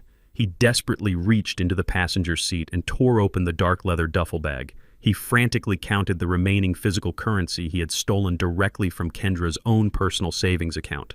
He possessed exactly $3,000 in loose physical cash to finance his entire permanent escape into a foreign country.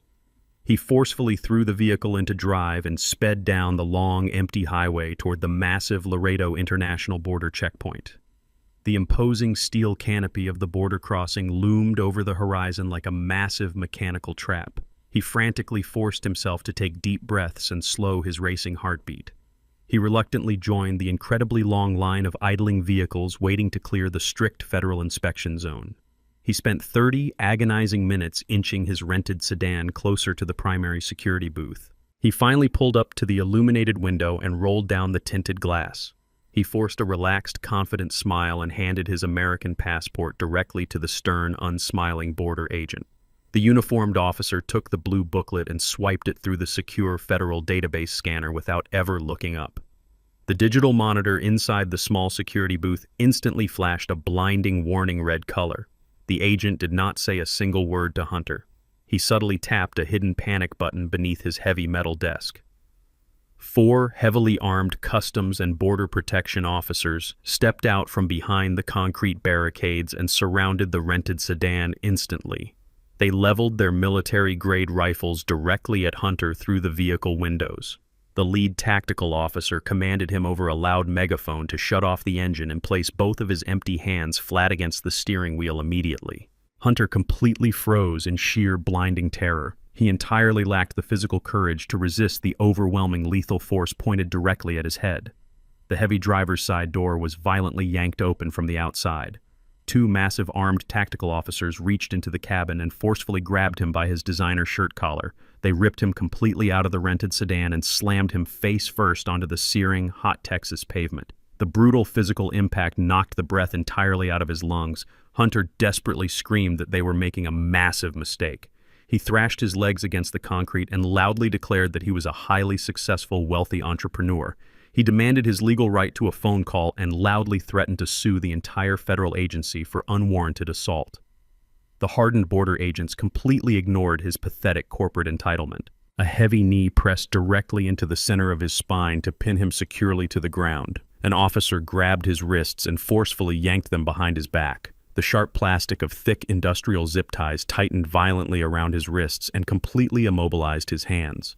2 agents hauled him back up to his feet and dragged him aggressively toward a dark federal transport van idling nearby. They opened the heavy steel doors and threw him roughly into the stark metal interior. The massive doors slammed shut and locked him entirely in darkness. The arrogant scammer who had violently assaulted my daughter and mocked my intelligence was finally and permanently caged. His grand illusion of elite superiority was instantly shattered by the brutal reality of federal incarceration. He was no longer a tech genius or a master manipulator. He was simply another desperate criminal trapped inside the cold machinery of the federal justice system today. I sat in the quiet, private sitting area of my secure Atlanta hotel room holding a sleek digital tablet. The bright screen illuminated the dark room with a live broadcast from a major national news network. Hunter's official federal mugshot flashed prominently across the screen. The arrogant smirk was entirely gone from his face. He looked extremely pale, disheveled, and completely terrified in the harsh booking photograph. The serious news anchor detailed the massive multi-million-dollar corporate fraud and illegal money laundering scheme he had orchestrated. The reporter clearly explained that the FBI had successfully apprehended the fugitive attempting to cross the southern border with stolen cash. Kendra stood perfectly quietly right behind my comfortable chair and watched the entire live broadcast over my shoulder. She did not shed a single tear for her husband. She did not display any lingering affection or manufactured sympathy. Her bruised face remained entirely stoic and resolved. She looked at the screen and felt nothing but pure, unadulterated disgust for the violent coward she had mistakenly married. She quickly realized he was completely pathetic and entirely deserving of his harsh federal fate. My private secure cell phone suddenly vibrated heavily on the glass table. I answered the call and immediately recognized the voice of the lead FBI agent from the downtown field office. The agent informed me that Hunter was currently sitting chained to a metal table inside a bleak federal interrogation room. He told me that Hunter was already cracking under the immense pressure of a massive federal indictment. The agent stated that Hunter was frantically offering to turn completely state's evidence and fully testify against his own conspirators to save himself. Hunter was actively preparing to legally trade Yvonne to the federal government in a desperate bid to reduce his own imminent prison sentence today. The cold fluorescent lights of the federal interrogation room buzzed loudly above Hunter's bowed head.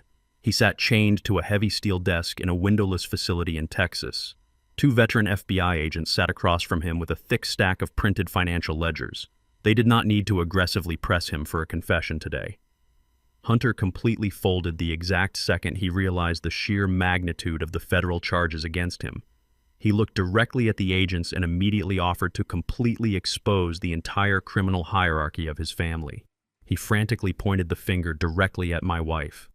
Hunter explicitly claimed that Yvonne was the absolute mastermind behind the forged home equity line of credit.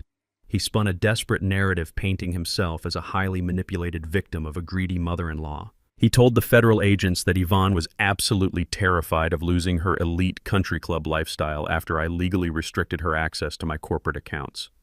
He stated that she aggressively forced him to execute the digital forgery to secretly extract $300,000 from my property equity. He claimed Yvonne threatened to completely ruin his marriage to Kendra if he refused to comply with her malicious financial demands.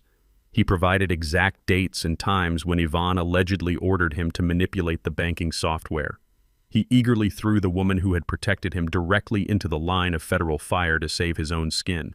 He believed his immediate cooperation would magically erase his massive money laundering charges. The federal agents silently recorded every single word of his frantic confession. They allowed the terrified coward to talk himself into a completely inescapable corner. They simply gathered their legal documents and stepped out of the room to execute their next move immediately today. 2 hours later, a dark federal vehicle pulled into the driveway of my former Atlanta residence. The Georgia summer heat was absolutely oppressive. Yvonne sat completely alone inside the sweltering dark house. The terminated utilities left the massive brick structure feeling like a brick oven. She opened the heavy front door and found 2 federal agents standing on her porch. They did not ask for permission to enter the property. They walked directly into the stifling foyer and held up a digital audio recorder. They pressed play and forced Yvonne to listen to the exact audio clip of Hunter completely blaming her for the massive bank fraud. The sound of her son-in-law explicitly labeling her a criminal mastermind echoed through the hot, stagnant air. Yvonne went absolutely ballistic. The sheer shock of his ultimate betrayal instantly morphed into pure, unadulterated rage. She screamed at the federal agents that Hunter was a diagnosed clinical sociopath who had maliciously manipulated the entire family for years. She refused to take the fall for his massive corporate failures. She spun around and marched directly into my former home office. She violently yanked open the bottom drawer of the heavy oak desk. She grabbed a thick hidden folder containing physical printouts of Hunter's private corporate emails. She marched back to the foyer and shoved the documents directly into the agent's hands. She explicitly explained that the printed emails proved Hunter had personally coordinated the fake medical papers with Dr. Thorne. She showed them the digital receipts detailing how Hunter orchestrated the entire false dementia diagnosis to seize control of my Nevada trust. She eagerly sacrificed the man she had previously treated like a golden child to protect her own fragile freedom. She willingly handed them the ultimate undeniable proof of his deep criminal guilt today. The 2 federal agents silently reviewed the thick stack of printed emails standing in the sweltering foyer. They realized they possessed exactly what they needed to close the federal net permanently. Hunter and Yvonne had just provided the ultimate gift to the prosecution. Both criminal suspects had willingly and explicitly confessed to major elements of the massive federal crime in their desperate rush to destroy the other. Hunter admitted to the digital bank forgery to implicate Yvonne. Yvonne handed over undeniable proof of the medical extortion plot to destroy Hunter. Their mutual assured destruction was absolutely complete. The lead agent slowly closed the heavy folder and looked directly into Yvonne's bloodshot eyes. He did not offer her a polite warning or a chance to call her cheap defense attorney. He calmly informed her that the printed emails did not exonerate her from the massive banking fraud. They simply proved she was an active, willing participant in a highly coordinated federal racketeering conspiracy. He reached to his tactical belt and pulled out a heavy pair of steel handcuffs. He grabbed Yvonne's sweating wrists and forcefully locked the metal restraints behind her back. Yvonne began to hyperventilate and scream wildly as the cold reality of her permanent downfall finally hit her. The agents completely ignored her hysterical crying. They marched her forcefully out of the sweltering dark house and pushed her into the back seat of the federal vehicle. The neighborhood watched in absolute silence as the proud society matron was hauled away in federal custody. The agents drove her directly to the downtown federal detention center to be officially processed. She traded her elite country club status for a bright orange federal prison uniform today. Her life of immense luxury and endless manipulation was now officially over, forever, right now, today.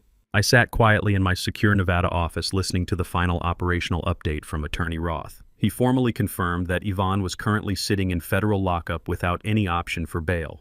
He also informed me that the 30-day legal eviction notice I issued to my treacherous wife had officially expired today. I did not waste a single moment. I immediately authorized Roth to dispatch the county sheriff directly to the Atlanta house.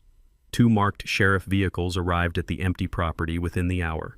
Heavily armed deputies formally secured the entire perimeter and officially executed the corporate eviction order.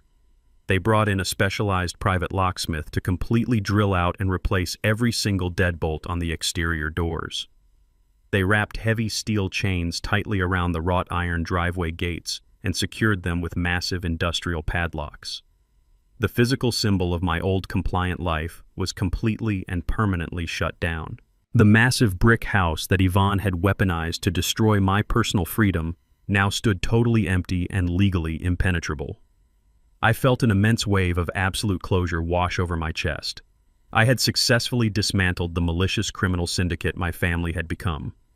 My secure cell phone chimed sharply on the glass desk. I unlocked the screen and opened an encrypted email directly from the United States Department of Justice. The lead federal prosecutor had officially issued a binding legal subpoena demanding my physical presence. I was formally summoned to return to Atlanta and testify under federal oath as the absolute star witness in the upcoming criminal trial against my soon-to-be ex-wife and my corrupt son-in-law. The massive legal war was entering its final, devastating phase in open court. I smiled coldly and instructed Roth to prepare my flight itinerary back to Georgia immediately. Exactly 6 months after the massive federal indictments were officially unsealed, the sprawling criminal trial commenced inside the primary federal courthouse in downtown Atlanta. The grand mahogany doors slammed shut to seal the heavily guarded courtroom from the chaotic media circus swarming the exterior concrete steps. Hunter and Yvonne sat strictly isolated at 2 entirely separate defense tables. They completely refused to acknowledge each other's physical presence in the tense room. The toxic alliance that once fueled their massive extortion plot had entirely disintegrated into pure, unadulterated hatred. Yvonne wore a drab tan pantsuit that sharply contrasted with her former elite country club aesthetic.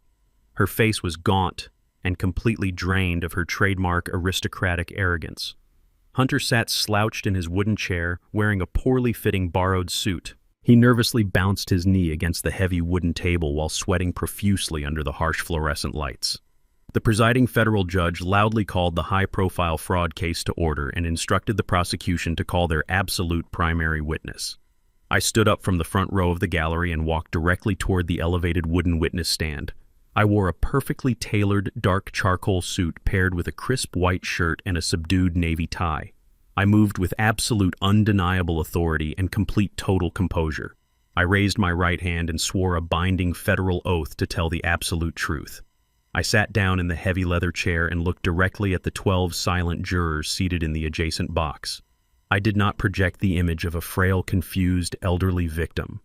I radiated the absolute focused power of a highly successful corporate executive who had systematically dismantled a massive criminal conspiracy. I was completely and absolutely ready to finish this massive legal war right now today. The lead federal prosecutor stepped up to the heavy wooden podium and immediately focused his intense questioning on the fraudulent $300,000 home equity line of credit. He formally asked me to detail my exact physical location and corporate actions during the specific week the massive digital loan was officially authorized. I did not offer any emotional anecdotes or vague personal recollections. I presented the jury with pure, irrefutable financial data and perfectly documented operational logs. I utilized a large high-definition monitor positioned directly in front of the jury box to display the exact unedited banking records. I pointed directly to the highly specific digital timestamps attached to the forged electronic signatures that executed the massive financial withdrawal. I then produced certified commercial flight manifests and perfectly tracked hotel receipts that completely verified my exact physical movements. I proved beyond a shadow of a legal doubt that I was physically residing inside a secure corporate office in Nevada when the loan documents were finalized in Georgia. I clearly explained that the digital IP addresses actively utilized to secure the massive banking transfer originated directly from Hunter's personal residential router. The prosecutor highlighted the undeniable fact that the stolen funds were immediately wired directly into a hidden offshore account entirely controlled by Hunter and actively monitored by Yvonne. The physical paper trail was absolutely airtight and mathematically flawless. I watched the 12 jurors carefully review the highlighted financial ledgers and rapidly take copious notes. They easily understood the sheer mathematical impossibility of my involvement in the fraudulent bank withdrawal. Hunter physically shrank down lower into his seat as his digital footprints were completely exposed to the entire courtroom. The irrefutable corporate data had systematically destroyed their core legal defense and completely trapped them in their financial lies today. The aggressive lead defense attorney slowly approached the witness stand, attempting to physically rattle my absolute composure. He dramatically raised his voice and aggressively questioned my underlying personal motives for maintaining total financial secrecy. He loudly demanded to know if I had intentionally and maliciously hidden my massive $12 million corporate fortune simply to cruelly deceive my own devoted family. He heavily attempted to paint me as a deeply manipulative and highly deceitful patriarch who actively trapped his innocent wife in a complex web of financial lies. I did not raise my voice or show a single ounce of emotional frustration. I leaned forward into the sensitive microphone and replied in a purely cold and brutally calculated tone. I firmly stated that I intentionally hid my massive corporate success to conduct a silent and necessary test of their absolute fundamental character. I looked directly at the captivated jury and clearly explained that vast wealth rapidly corrupts weak individuals who entirely lack genuine moral boundaries. I informed the silent courtroom that my family completely failed this crucial financial test without any external provocation. I told the jury that their true rotten character was not initially revealed during a massive banking fraud or a complex medical extortion plot. I stated that their absolute toxic greed was explicitly revealed during a simple backyard barbecue over a basic glass of iced tea. I detailed the profound disrespect and sheer naked arrogance they displayed when they firmly believed I was nothing more than a highly disposable and entirely useless old man. The defense attorney stood completely frozen in front of the heavy wooden podium. My absolute brutal honesty completely derailed his aggressive legal narrative and left him entirely without a valid counterargument in open federal court today. The federal prosecutor reclaimed the central podium to completely deliver the absolute final legal death blow to the fractured defense. He formally entered a certified digital audio file into the permanent federal record. He connected a small encrypted device to the central courtroom speakers and pressed the play button. The crystal-clear audio recording of Hunter actively attempting to violently extort me echoed loudly throughout the silent chamber. The jury listened in absolutely stunned horror as Hunter explicitly detailed his highly malicious plan to completely destroy an innocent man's mind solely for corporate cash.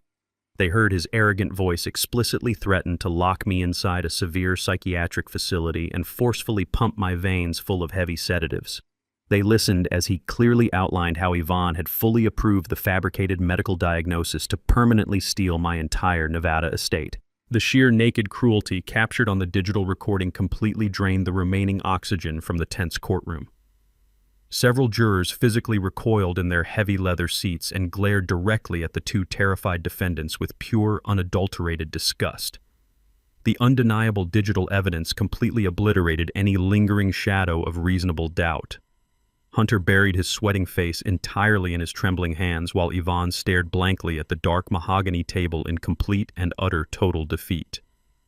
The deeply demoralized defense attorneys quietly approached the central bench and formally rested their entire case without ever calling a single witness to the stand. The overwhelming weight of the federal evidence made any further legal defense entirely impossible. The judge formally instructed the jury and sent them directly to the private deliberation room.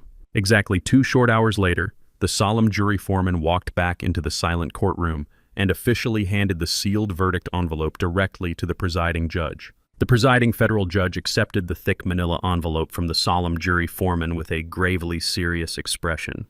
He put on his reading glasses and sliced open the seal with a sharp silver letter opener. The entire courtroom held its collective breath as the heavy silence stretched into absolute agony. The judge unfolded the formal parchment and cleared his throat. He looked directly across the room at the 2 isolated defense tables. He began reading the official federal verdicts aloud with a booming and unyielding voice. He explicitly addressed the primary defendant first. Hunter was found entirely and unequivocally guilty on every single federal charge listed in the massive indictment. The judge systematically rattled off the devastating convictions. Hunter was officially guilty of massive wire fraud. He was guilty of malicious corporate extortion. He was guilty of severe digital forgery. He was guilty of high-level money laundering. The sheer weight of the absolute legal destruction instantly crushed the arrogant scammer. Hunter physically collapsed forward and dropped his heavy head directly onto the hard mahogany table in front of him. He let out a hollow and defeated groan as his entire fabricated universe permanently shattered into a million pieces. The judge did not pause to acknowledge the broken man. He immediately turned his stern gaze directly toward my treacherous wife.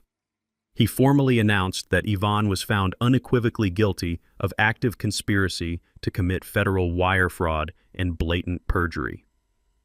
The sharp reality of becoming a convicted federal felon completely broke her aristocratic facade. Yvonne instantly began to sob uncontrollably. Her shoulders heaved violently as she buried her tear-stained face entirely into her trembling hands. The undeniable truth of her absolute downfall echoed incredibly loudly through the highly silent federal courtroom today.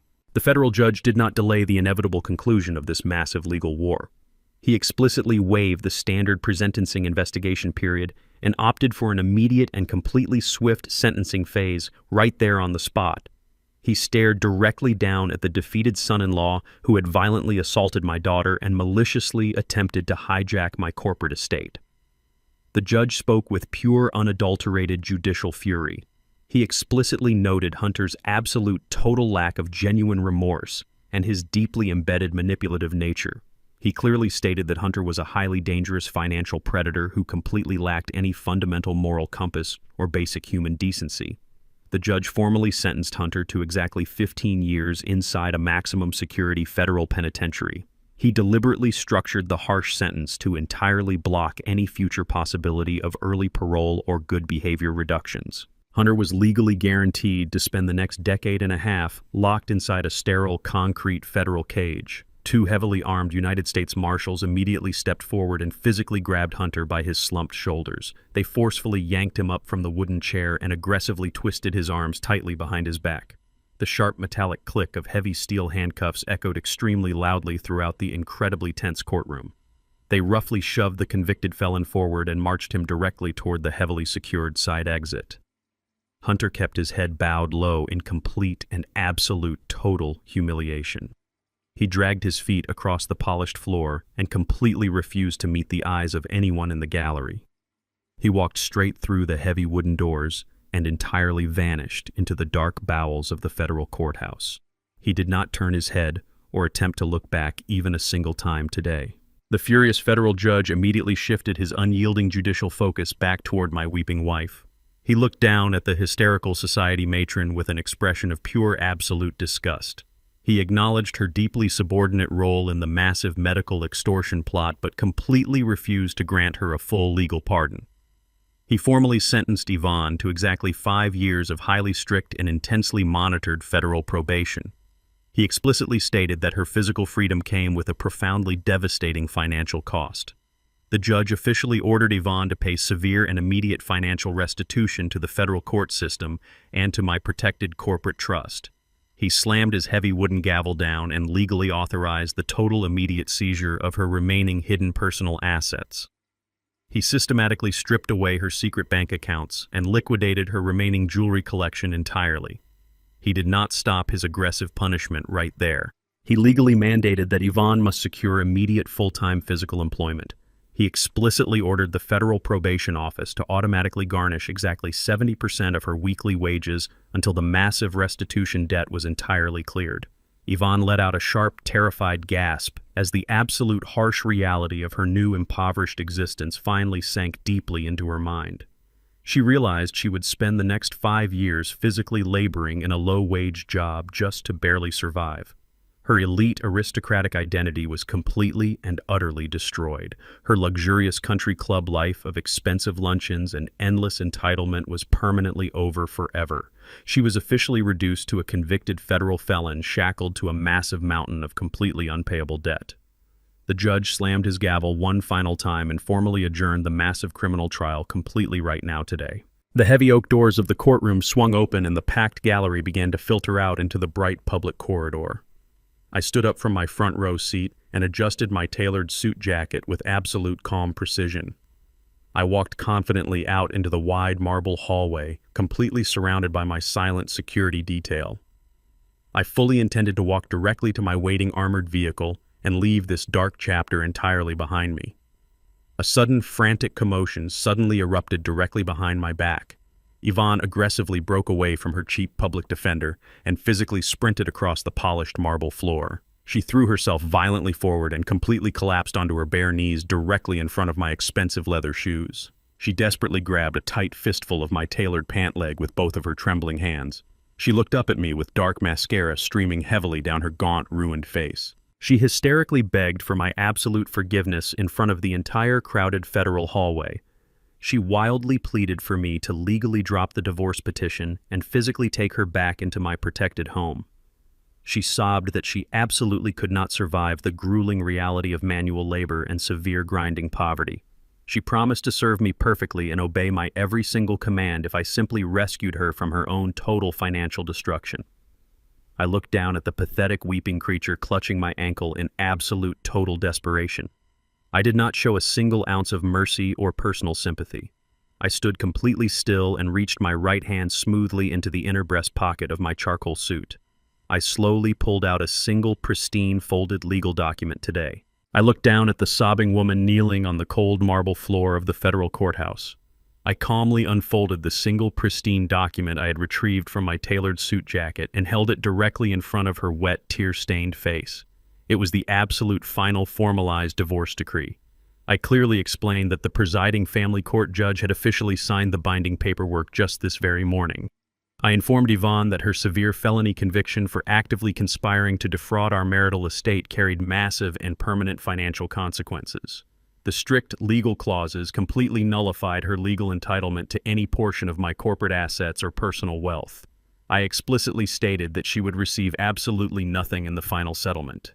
There would be 0 monthly alimony payments to sustain her new impoverished reality. There would be no shared properties or hidden offshore accounts left for her to secretly drain. The massive brick house in Atlanta and the sprawling estate in Nevada were completely protected and entirely out of her reach forever. Yvonne stared blindly at the stark black ink on the heavy white paper. Her trembling hands slowly released their desperate grip on my tailored pant leg. She finally realized that her elaborate socialite fantasy had been entirely eradicated by her own malicious greed. I took a deliberate and firm step backward to physically separate myself from her pathetic public display. I smoothed out the fabric of my trousers with absolute calculated precision. I refused to let her toxic desperation cling to me for a single second longer. She was now completely legally and financially severed from my entire existence without any exceptions. The parasite that had quietly fed on my hard-earned success for decades was now permanently and irreversibly detached from my life today. I stood tall in the crowded marble hallway and looked down at her completely ruined form. I did not yell or raise my voice to match her hysterical sobbing today. I spoke with an absolute and chilling finality that completely sliced through the noisy corridor. I told her that she had possessed a genuine opportunity to live a peaceful and highly respected life. I clearly reminded her of the exact pivotal moment she permanently destroyed our long marriage. I explicitly stated that she made her ultimate choice the very day she foolishly ordered me to apologize to Hunter. I recounted how she maliciously demanded that I bow down to an arrogant boy who had deeply disrespected my entire life work. I explained that her blinding obsession with superficial country club appearances had entirely blinded her to the very real criminal danger sitting directly inside our own home. I informed her that she traded a fiercely loyal husband for a pathetic money launderer simply because he drove a flashy leased car. I told her she was now entirely free to navigate the brutal consequences of that highly superficial choice absolutely alone. Yvonne continued to weep violently against the cold marble floor, but I felt absolutely no lingering attachment to her suffering. She was merely a stranger bearing the heavy, crushing weight of her own massive federal felonies. I did not offer her a helping hand or a final word of shallow comfort today. I simply turned my back on her violently shaking figure right then and there. I walked with steady and unyielding purpose straight toward the massive double doors of the federal courthouse. The heavy glass doors automatically slid open and I stepped out into the blinding afternoon sun. I left my toxic past entirely behind me forever right now. I drove directly from the tense downtown federal courthouse to a quiet, unassuming diner located near the busy Atlanta International Airport. I walked inside the brightly lit restaurant and immediately spotted Kendra sitting entirely alone in a vinyl corner booth. She looked completely and fundamentally different from the incredibly arrogant young woman I had confronted just a few months ago. She wore highly simple and entirely unbranded clothing instead of her usual flashy designer labels. The massive diamond rings and the highly expensive luxury handbags were entirely gone from her physical possession. Her face was completely clear of heavy makeup and her posture reflected a newly discovered profound humility. I slid into the booth across from her and ordered a simple cup of black coffee from the passing waitress. Kendra did not offer any empty small talk or attempt to manufacture fake familial warmth today. She reached directly into her plain canvas tote bag and retrieved a crisp white rectangular document.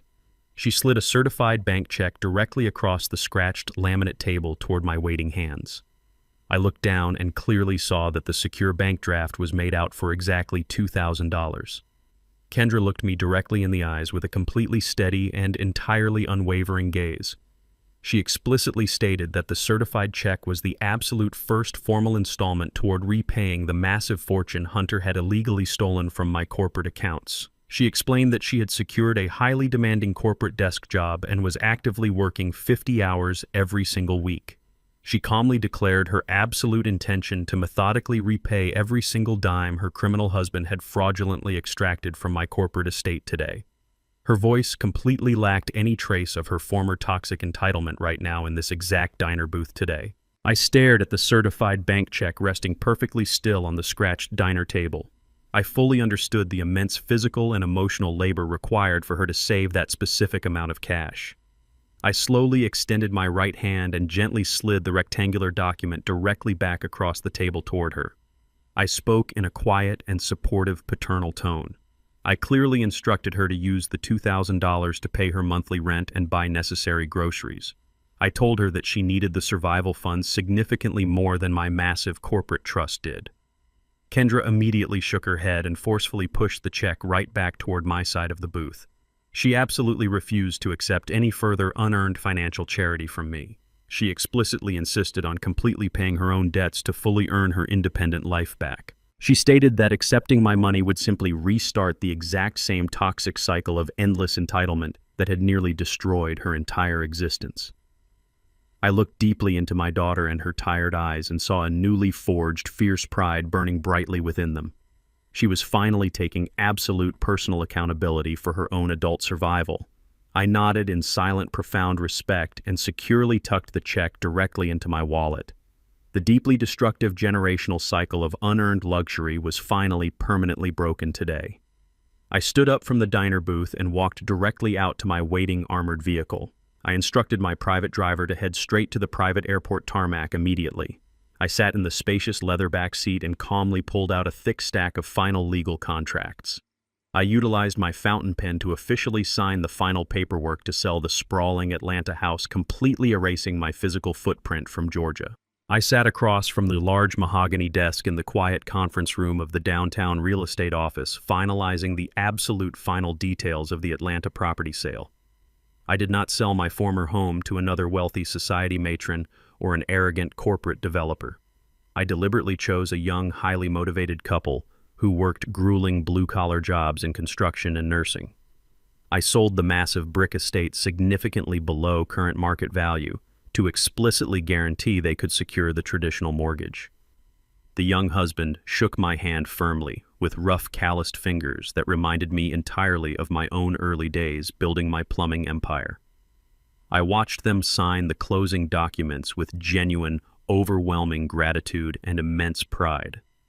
I stood up and instructed the managing escrow agent to completely bypass my personal corporate accounts. I legally directed the agent to wire the entire multi-million-dollar sale proceeds directly into a newly established charitable foundation. The specialized philanthropic trust was explicitly designed to fully fund full-ride scholarships for local trade schools and underfunded plumbing apprenticeships. I deliberately converted the physical symbol of Yvonne's arrogant country club entitlement into a permanent structural lifeline for hardworking young men and women entirely identical to who I used to be. The massive brick house was no longer a toxic monument to shallow greed. It was officially a powerful engine for authentic blue-collar opportunity and honest generational wealth creation starting today. The severe financial dominoes I had methodically tipped over finally reached their ultimate absolute conclusion. Derek formally and publicly declared total corporate bankruptcy in federal court the following Tuesday morning. His highly leveraged luxury car dealership was entirely shut down and aggressively liquidated by his massive swarm of angry creditors. The pristine showroom was padlocked, and the remaining inventory of expensive sports cars was physically towed away to satisfy his overwhelming commercial debts. He lost his sprawling luxury apartment and his completely fabricated image of elite corporate success entirely overnight. My secure cell phone illuminated with an incoming call from his personal number late that afternoon. I knew exactly what he desperately wanted before the phone even completed its first electronic ring. He was calling to frantically beg for one final massive personal loan to save himself from total grinding poverty. I did not accept the call or offer him a single second of paternal comfort. I stared at the glowing digital screen and pressed the red button to send his desperate plea directly to my automated voicemail. I immediately opened my contact settings and permanently deleted his physical number from my device. I completely blocked any future digital or physical communication from my deeply arrogant son. The incredibly toxic branches of my family tree were now officially and entirely pruned away without a single ounce of lingering hesitation or emotional regret today. My private secure phone chimed with a scheduled incoming call later that same evening. I accepted the connection and heard Kendra's tired but incredibly steady voice on the other end of the digital line. She was calling from her new, highly modest one-bedroom apartment located entirely across the country in a completely different city. She informed me that she had successfully secured a grueling position working as a full-time shift manager at a busy local retail store. She was physically exhausted from standing on her feet for 10 straight hours dealing directly with demanding customers and managing tight inventory schedules. She did not complain or attempt to solicit my financial sympathy. She spoke with a completely new and entirely genuine sense of quiet internal happiness. She explicitly told me that she finally truly understood the profound internal peace that only comes from a single dollar earned through pure, honest physical sweat. She explained that she no longer felt the constant suffocating anxiety of trying to maintain a massive artificial image of luxury and wealth. She was finally living entirely within her own actual financial means and building a completely authentic life from the absolute ground up. The sheer arrogance and toxic entitlement that had nearly destroyed her entire existence was entirely burned away by the harsh reality of honest labor. I listened to my daughter speak and finally recognized the incredibly strong and highly capable woman I always knew she could entirely become today. I leaned back in my comfortable leather chair and offered Kendra a very specific and highly conditional form of paternal support. I explicitly stated that I would not buy her a new luxury car or quietly pay her monthly apartment rent. I set absolutely firm financial boundaries to protect her newly discovered independence. I formally offered to fully finance her weekly professional therapy sessions and entirely cover the tuition for her evening business management classes at the local community college. I made it absolutely clear that these specific funds were strictly for her intellectual and emotional growth and completely unavailable for any frivolous personal spending. Kendra did not argue or attempt to aggressively negotiate for a larger cash allowance. She accepted the strict educational offer with profound and deeply genuine emotional gratitude. She thanked me for finally forcing her to grow up and take absolute accountability for her own survival. She politely hung up the phone to quickly prepare for her upcoming grueling evening shift at the retail store. The deeply destructive generational cycle of unearned luxury and massive toxic entitlement was finally and permanently shattered forever. I stood up and gathered my sleek leather briefcase. I walked out of the quiet hotel room and headed directly toward the private terminal at the busy Atlanta airport. I boarded my private jet and instructed the pilot to fly me entirely back to my secure home in Nevada. Several hours later, I sat behind the wheel of my old trusted pickup truck. I drove steadily up a steep, winding mountain road heading directly toward my secluded private cabin, surrounded completely by towering, silent pines today. Neil navigated the heavy pickup truck up the final steep incline of the rugged Nevada mountain pass. The dense canopy of towering evergreen pines slowly parted to reveal his massive secluded sanctuary. He killed the rumbling engine and stepped out into the biting evening air. The atmosphere at this high elevation was incredibly crisp and perfectly clean. It immediately filled his lungs with a sharp, refreshing purity that stood in absolute contrast to the stagnant, suffocating humidity of Atlanta. His heavy leather boots crunched loudly against the gravel driveway as he walked deliberately toward the massive structure. The sprawling cabin was a magnificent fortress constructed entirely of thick, rough-hewn timber and giant slabs of natural gray stone. It sat perfectly integrated into the harsh mountain landscape like a permanent natural fixture. The property was completely isolated from the chaotic outside world. Heavy steel gates and an advanced invisible security perimeter protected the vast acreage from any unwanted physical intrusion. There were no nosy neighbors hovering nearby to constantly judge his simple lifestyle choices. There were no arrogant society matrons whispering behind his back or demanding his attendance at superficial country club galas. The endless, exhausting parade of fake social obligations was permanently eradicated. Neil stood completely alone in the sprawling driveway and deeply inhaled the sharp scent of pine needles. He looked around the empty, quiet woods and felt a profound physical weight permanently detach from his shoulders. This isolated sanctuary represented the absolute physical manifestation of his hard-won personal freedom. He had meticulously designed and legally secured this impenetrable mountain fortress to serve as his ultimate safe harbor. He walked slowly up the heavy wooden steps toward the massive solid oak front door, feeling an overwhelming wave of deep, absolute tranquility completely wash over his entire body right now. Neil pushed open the heavy front door and stepped directly into the dark, expansive living room. The interior of the massive cabin immediately greeted him with the rich, deeply comforting scent of aged cedar wood and dusty old books. The thick wooden floorboards creaked softly under his steady footsteps as he walked purposefully toward his secure private study. He did not bother switching on the overhead lighting. He navigated the familiar dark space entirely by memory and approached his heavy steel desk. He opened his encrypted laptop and immediately initiated a highly secure connection to his private financial terminal. The glowing digital screen instantly illuminated his stern face in the darkened room. He methodically reviewed his massive offshore corporate accounts and the deeply protected Nevada Trust one absolute final time. His vast financial empire remained completely untouched and structurally flawless. The $12 million fortune he had built through decades of grueling manual labor was actively growing completely silently in the protected digital background. The complex legal trust he had meticulously established was absolutely ironclad and entirely impervious to any future external attacks. Yvonne was locked into a grinding 5-year sentence of severe manual labor and total financial destitution. Hunter was permanently caged inside a brutal maximum security federal penitentiary for the next decade and a half. Kendra was completely separated from her toxic entitlement and actively working 50 hours a week to slowly earn her own independent life. The massive internal threat that had maliciously attempted to completely drain his corporate lifeblood was entirely eradicated. Neil stared at the glowing numbers verifying his total absolute security. He slowly reached out and firmly closed the heavy laptop. The screen went completely black. The massive, exhausting war was officially and permanently over right now at this exact moment, perfectly and forever today. Neil walked away from the darkened study and headed directly into the spacious rustic kitchen. He opened the heavy stainless steel refrigerator and pulled out a tall glass pitcher filled to the absolute brim with freshly brewed cold tea. He reached into the dark wooden cabinets and retrieved a heavy crystal tumbler. He dropped exactly 3 large clear ice cubes into the bottom of the heavy glass. He slowly poured the cold amber liquid over the clinking ice and watched the condensation immediately begin to form on the exterior of the crystal. He gripped the cold glass firmly in his right hand. It was the exact same simple beverage he was holding during that fateful summer barbecue several months ago.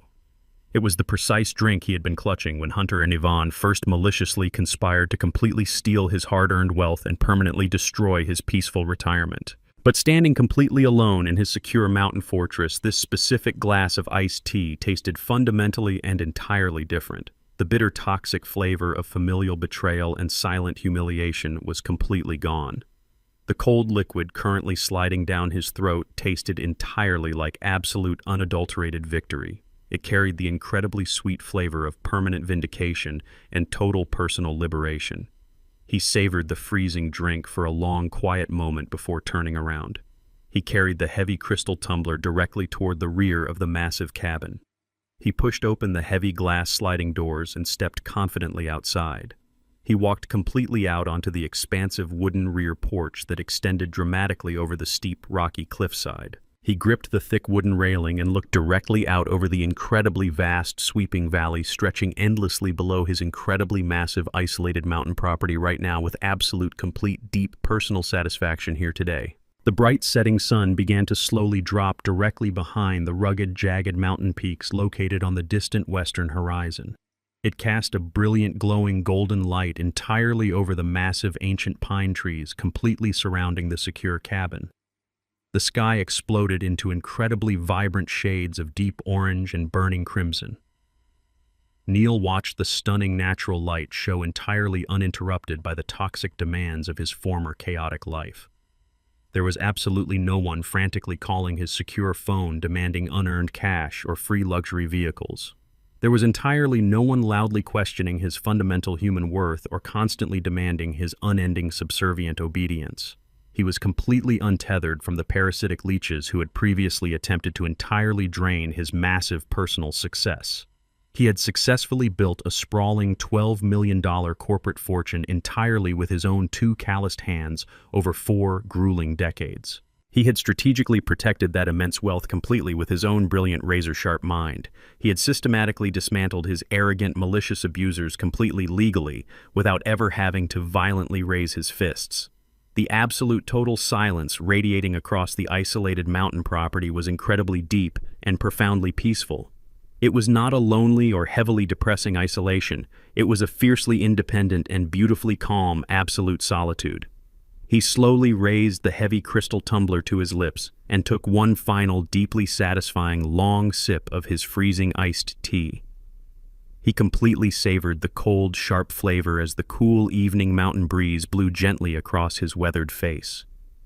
His hard-won, peaceful retirement was finally completely secure and entirely impenetrable from all external threats. His absolute life and his incredibly massive personal legacy finally and absolutely completely belonged entirely to him forever, starting right now at this exact peaceful moment here forever today. If you enjoyed this story and found value in these lessons, please hit the like button and subscribe to the channel for more powerful narratives.